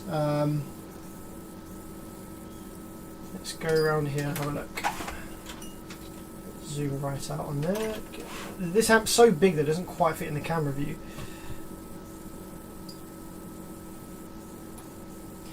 I tell you what would be amazing, if this amplifier, if the only issue with this amplifier was that this inductor was desoldering from the board. That would be amazing, because it would mean that, well, I say it would be amazing. It would be nice for me to have a decent job on this, because obviously the big repairs are the things that make me the decent money, to live on. If I just keep getting basic shit repairs that there's not much wrong with the amplifier, then I don't ever make much money. But don't seem to have any dead output FETs. Okay then, what about the power supply? How's that looking? I imagine the power supply should probably be fine in that case.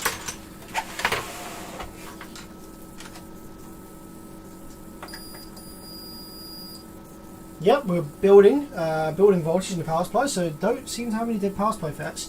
This is assembled really well. There's a lot of things actually going on in here that I quite like. There's quite a lot of things going on in here that I like. Like, for example, these, I think these are going to be the rail pull down resistors. These are big. Like, these are big. They're designed to dissipate a lot of heat. We've got what looks like a separate. Is that a MOSFET there? A separate little MOSFET there for, I think that's going to be responsible for 12 volts reference negative rail. Heat synced regulator, nice. All of these resistors have little kind of sheaths on their legs to prevent them touching anything. All of these all the original parts, because this amp's been repaired before, so imagine this amplifier's had replacement FETs at one point, actually, which might explain the 30N40s. Maybe this amp had 24N40s originally, and whoever repaired it last time upgraded the output FETs, maybe? Not sure. But I think these rectifiers are obviously original, and these will have heat shrink on the legs. Really nice touch. One of the things that causes amplifiers to fail is little strands of copper wire getting into the amplifier, and just having these heat shrunk there, it won't necessarily prevent a failure from a strand of wire touching something else on the board, but it's a nice little preventative measure there. The same goes for all the power supply FETs. They all have kind of heat shrink legs as well, which looks really cool. It's a nice little touch. They didn't need to do that, but it's a nice touch. The transformers, they're not seated down particularly well, but they might have been originally. I mean, I think this amp has been subjected to some pretty heavy vibration. You know, all of this kind of CA glue is all snapped off in the middle there, so we're gonna have to sort that out. Pretty big, like decent output filter circuit by the looks of it. We've got these secondary inductors as well here. Great big film capacitor at the end there by the speaker terminals. Twin relays as well. And another thing that I really like is that these MOSFET clamps, these are finned. These actually help. These actually do something more than the normal kind of MOSFET clamps. They will help to keep the FETs just that little bit cooler. The fact that they have a bit of thermal mass to them and they're finned. You know, every little helps. Why not cool the FET from the top as well as the back? It does help a little bit. You might as well do it anyway. And yeah, just, I don't know, these drivers are massive as well.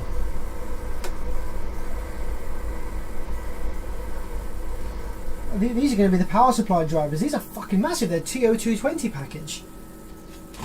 What even are they? MJE 15033, I think, by the looks of it. Yes, MJE 15033G. So that looks like the power supply drive transistors. They're not soldered particularly close to the board. Like, they're very wobbly. Like they feel a bit loose. Like, I'd be worried about vibration damage on these. You know what? Overall, there's actually quite a lot of stuff in here that I like. Fair play, good job on this one. I don't know how old this amplifier is. A lot of the newer DS18 stuff I see is nothing like this. You know, nowhere near the thought got into it that this has. Sam, can you add silicon to make it rigid? Yeah, I can add some, you know, some kind of decent grab adhesive, contact adhesive, silicon or something, CA glue or resin to solid all of this stuff up. Not a problem. So because I can't find any dead FETs, the only thing that we can clearly see is a problem here is this inductor here, which is very loose, looks a bit charred. Now, I don't know, I can't remember what the customer was saying was the problem with this amplifier, you know, whether it was going into protect, whether it just sounded shit. I honestly can't remember. So, because I can't find any dead FETs, and I see this as an issue, what I'm going to do is I'm just going to resolder that leg there that's clearly desoldered a bit, that's a bit loose in that hole. I'm just going to resolder that from the top of the board just first, okay? Just so that it's making a solid connection. And then I'm going to power it up and just see what it does, okay? Whether that fixes it or not, I'm going to strip the amplifier, because the fact that this has been subjected to vibration damage that has caused this, it's worth stripping the amplifier and looking for other vibration damage things that might be going on, like maybe snapped FET legs or something else that, you know, may be on its way out as a result of the vibration. So when you've got vibration damage like this, it's always best just strip the whole amp, check all of the legs, check all the connections, look at the back of the PCB, look for cracked solder joints and stuff like that. But just as a quick test, because there aren't any dead FETs, let's just dump a bit of solder on here just to speed things up a little bit for now for this quick test. Solder this inductor back on the board from the top, which we can do because the veer is intact, so we can flow the solder through there with some flux. And yeah, just see if it powers up and plays music, plays bass.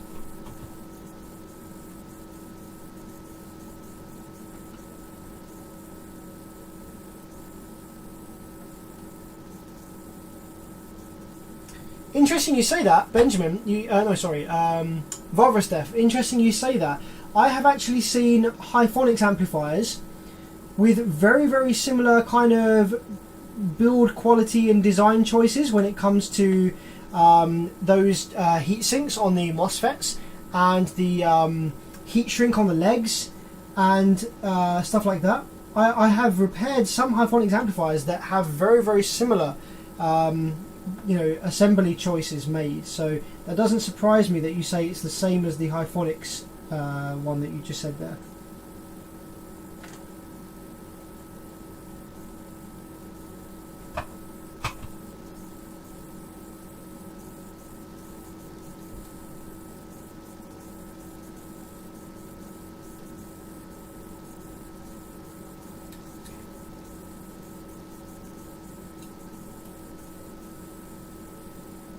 So I'm just proper cooking up this this leg right now. I want the heat to soak all the way through to the other side. I've dropped a bunch of flux in there, dropping a bunch of solder on there as well. And I want the solder to flow right through to the bottom of the PCB, just initially.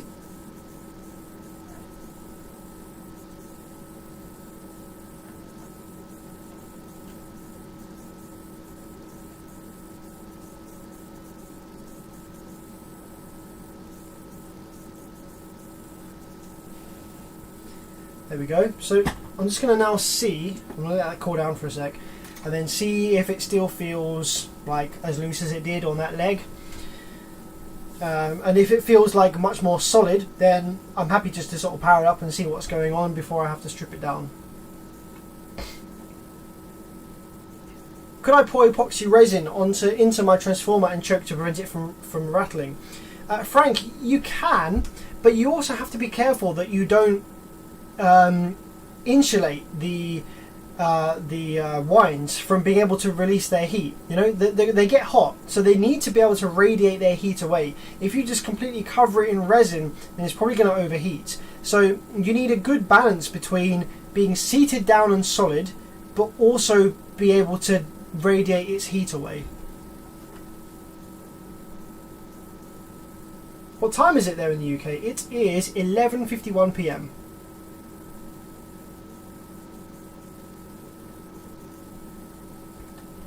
Okay, let's see. Does that feel a bit less loose now on there?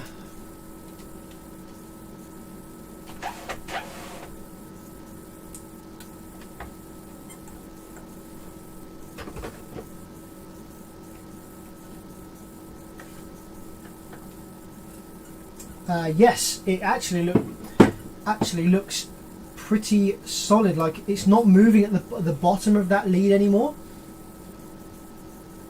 Like it's just bending. I'm not able to move the bottom of that lead anymore, so that's soldered in a little bit better now. So now that I'm happy that that's making a decent electrical connection, I'm just going to turn it on, see what it does, and then we'll go from there. Regardless of what it does, it's going to get stripped down anyway, and that's going to get soldered from the bottom of the PCB. Just to clean it up a bit. I don't know how that solder merged at the bottom there. It's making a decent connection, but I just want to kind of clean it up anyway a bit later on, but I won't bother doing that on stream because it's going to take ages to strip this thing. This is a big boy.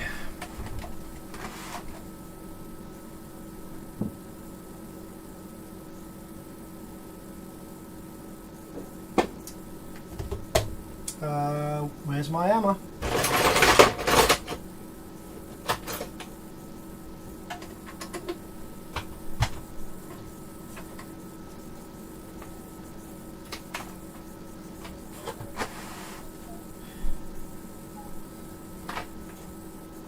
Honestly, I haven't really seen a DS18 built like this before.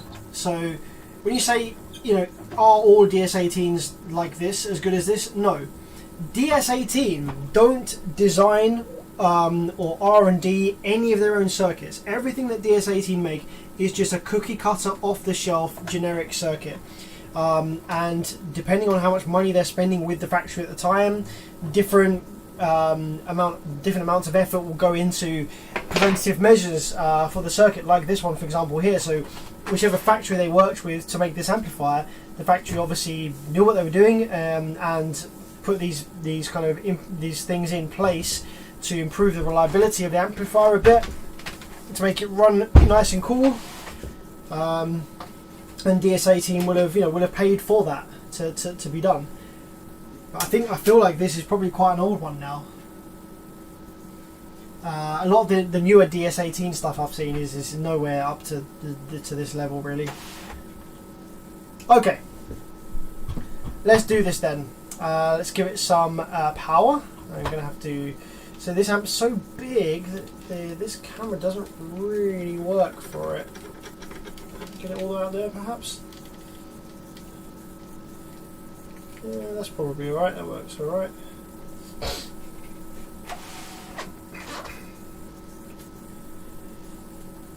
Okay. So power supply then. Let's start off nice and low. These boards, they operate on a nice low voltage. That'll keep the rail voltage down in case there is a problem. So I'm going to go for pretty much dead on 9 volts. It should power up absolutely fine on 9 volts with this thing. I'm going to let about 6 amps into the board. It might require a bit more than that, but we're going to start there. Let's just pulse the remote a couple of times, build a little bit of rail voltage, maybe like 10 volts or so, and just probe the output FETs and see what's going on in the output section before we power it up fully. So, see that couple of little pulses of the power supply, and now let's go over to the output section. We built 13 volts of rail, so this is the low side, negative, 0, negative. Low side again over here. The high side is probably going to be over this side. Oh no, maybe all the high sides are over one side. Yeah, we've got all the low sides over here and all the high sides over here. And we haven't got any DC rail voltage where it shouldn't be, which is a good sign. Alright then. So now what we're going to do is we're going to go on 2-channel mode, all the way up to 50 volts divide on the scope. Going to clamp this channel 2 probe on one of the rails, probably negative rail. Nice and easy. There's a resistive bar there. And I'm going to hold this one on the low side drain over here. And let's see if it powers up, see what happens. I'm a bit concerned about this inductor being all loose and stuff. I don't know if it's shorting out or whatever, but yeah, I think we should power it up and see what happens. I might actually, before I do that, I'm just going to remove one of the MOSFET clamps over here so I can probe the other low side drain from the other bank easier.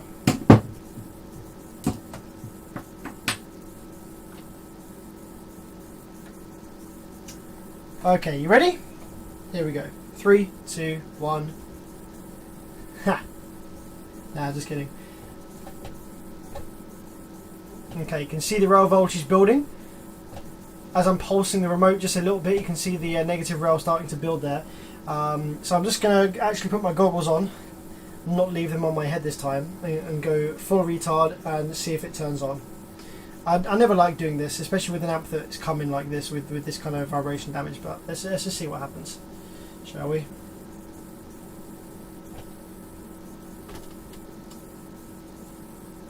Oh, it's trying, it's trying. Oh, yep, there is definitely switching trying to occur.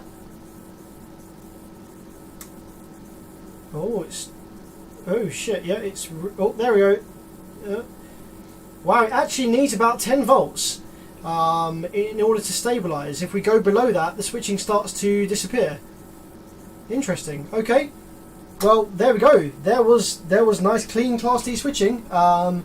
Just powering that off for a second there. Just a nice low current draw as well, like 3 amps.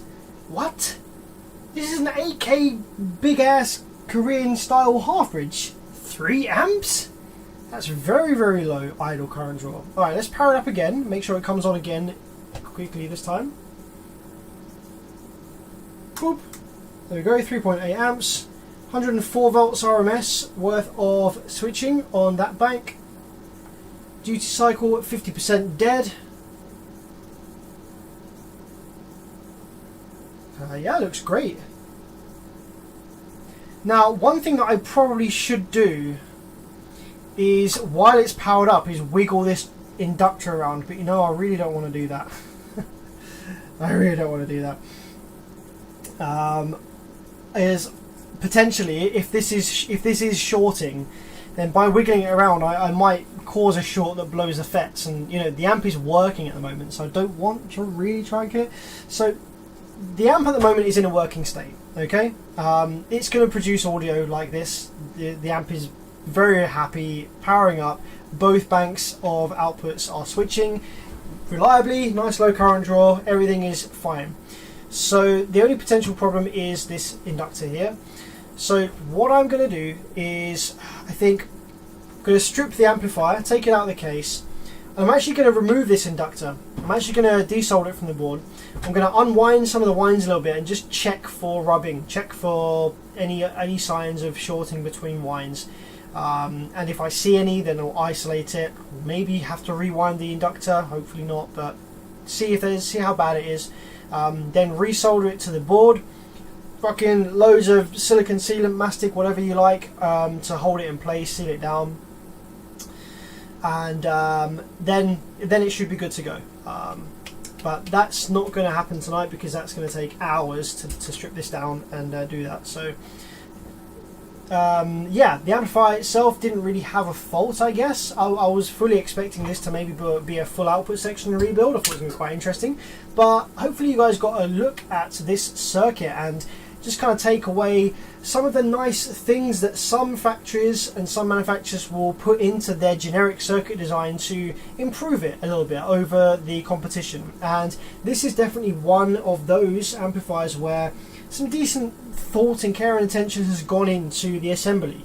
You know, heat sinking of the output drive ICs, active cooling of the output drivers and buffers, heat sink kind of mounts on the FETs, heat shrink, and you know, this kind of stuff on all the cables and all the exposed leads and stuff, like oversized drivers. Just there's a lot of stuff gone on in here that didn't need to be there for the amp to work and sell, but it's there to improve reliability and, you know, just make the amplifier work that little bit cooler, that little bit sweeter.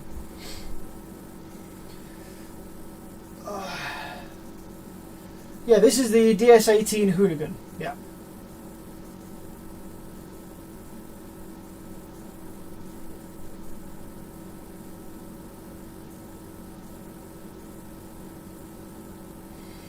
Jesse says you can always save this for another stream. Yeah, I could do.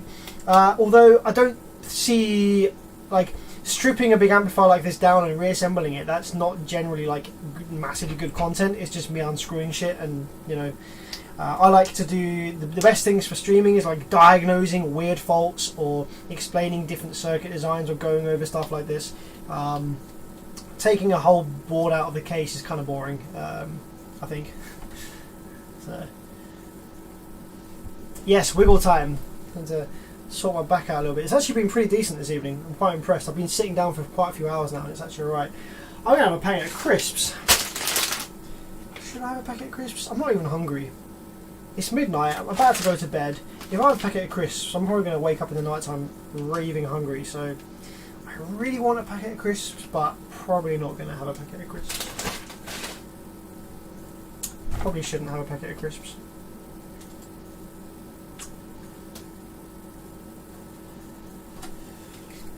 Hey, so interesting stream this evening. A little recap: we looked at the Sundown full bridge output section failure, so fixed that. Needed new output FETs, needed new rectifiers. Talked a little bit about them and what they are, how they're copies of Sound Digitals. Some interesting stuff there, I guess. Looked at the Focal amplifier. Some pretty janky liquid ingress, which was interesting to see, but again, pretty simple repair. Just needed new power supply FETs, nothing really complicated there. DS18 Hooligan, vibration damage, probably just needs the inductor seating down and resoldering, and it's good to go. So nothing too strenuous or tricky this evening, I think. Just a nice chilled stream, chatting with you guys, having a good time. I was thinking about getting onto the mains powered plate amplifier later on this evening if I had time, but I don't have time. It's about time to get to bed for me. So guys, yeah, I hope you enjoyed the stream. Let's have a quick look at some live chat before we go.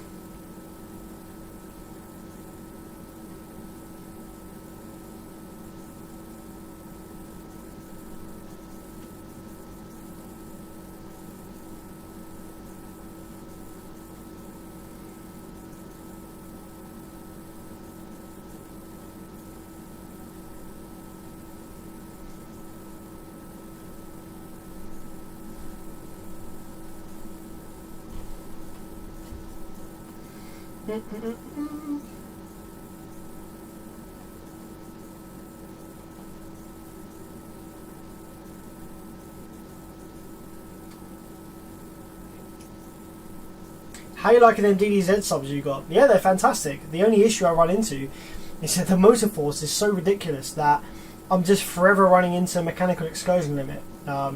So the stronger your woofer, the more motor force you have, the more driving force you have of the code, the smaller the box you need. So the 6th order wall that those subs are in at the moment was designed for 3500 series, kind of 700 series, 3500 series subs. I've got DDZs in there. So the low side chamber of the 6th order is too big, and the port area is not high enough. So they reach their mechanical excursion limit a bit too soon for me to really get the most out of them. Like the coils are always stone cold, even after like 4-hour drive of like slamming the bass or like demos for like ages. They are stone cold. They are not even getting anywhere near their rated power. They just reach their mechanical excursion limit too quickly. They're still doing 155s at 25 hertz. Like 155, 156 to 25 hertz. It's not bad for a pair of 15s, but they could do more if I was able to load the cones a little bit stronger. I am going to get some box mods done, but it's just a massive like mission to change the wall in there. So.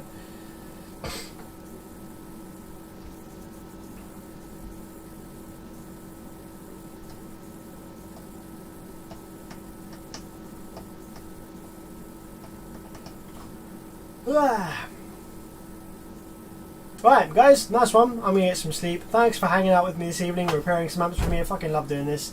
I don't actually have any friends up here in this part of the country. I don't know anyone. I just moved into this part of the country, so I don't actually know anyone up here. So it's really nice to kind of jump on the stream, chat to you guys, you know, some common interests and stuff, do some repairs, have some banter, have a drink, and yeah, chill out on a nice Saturday evening. So thanks for joining me, and I hope you enjoyed and learned something.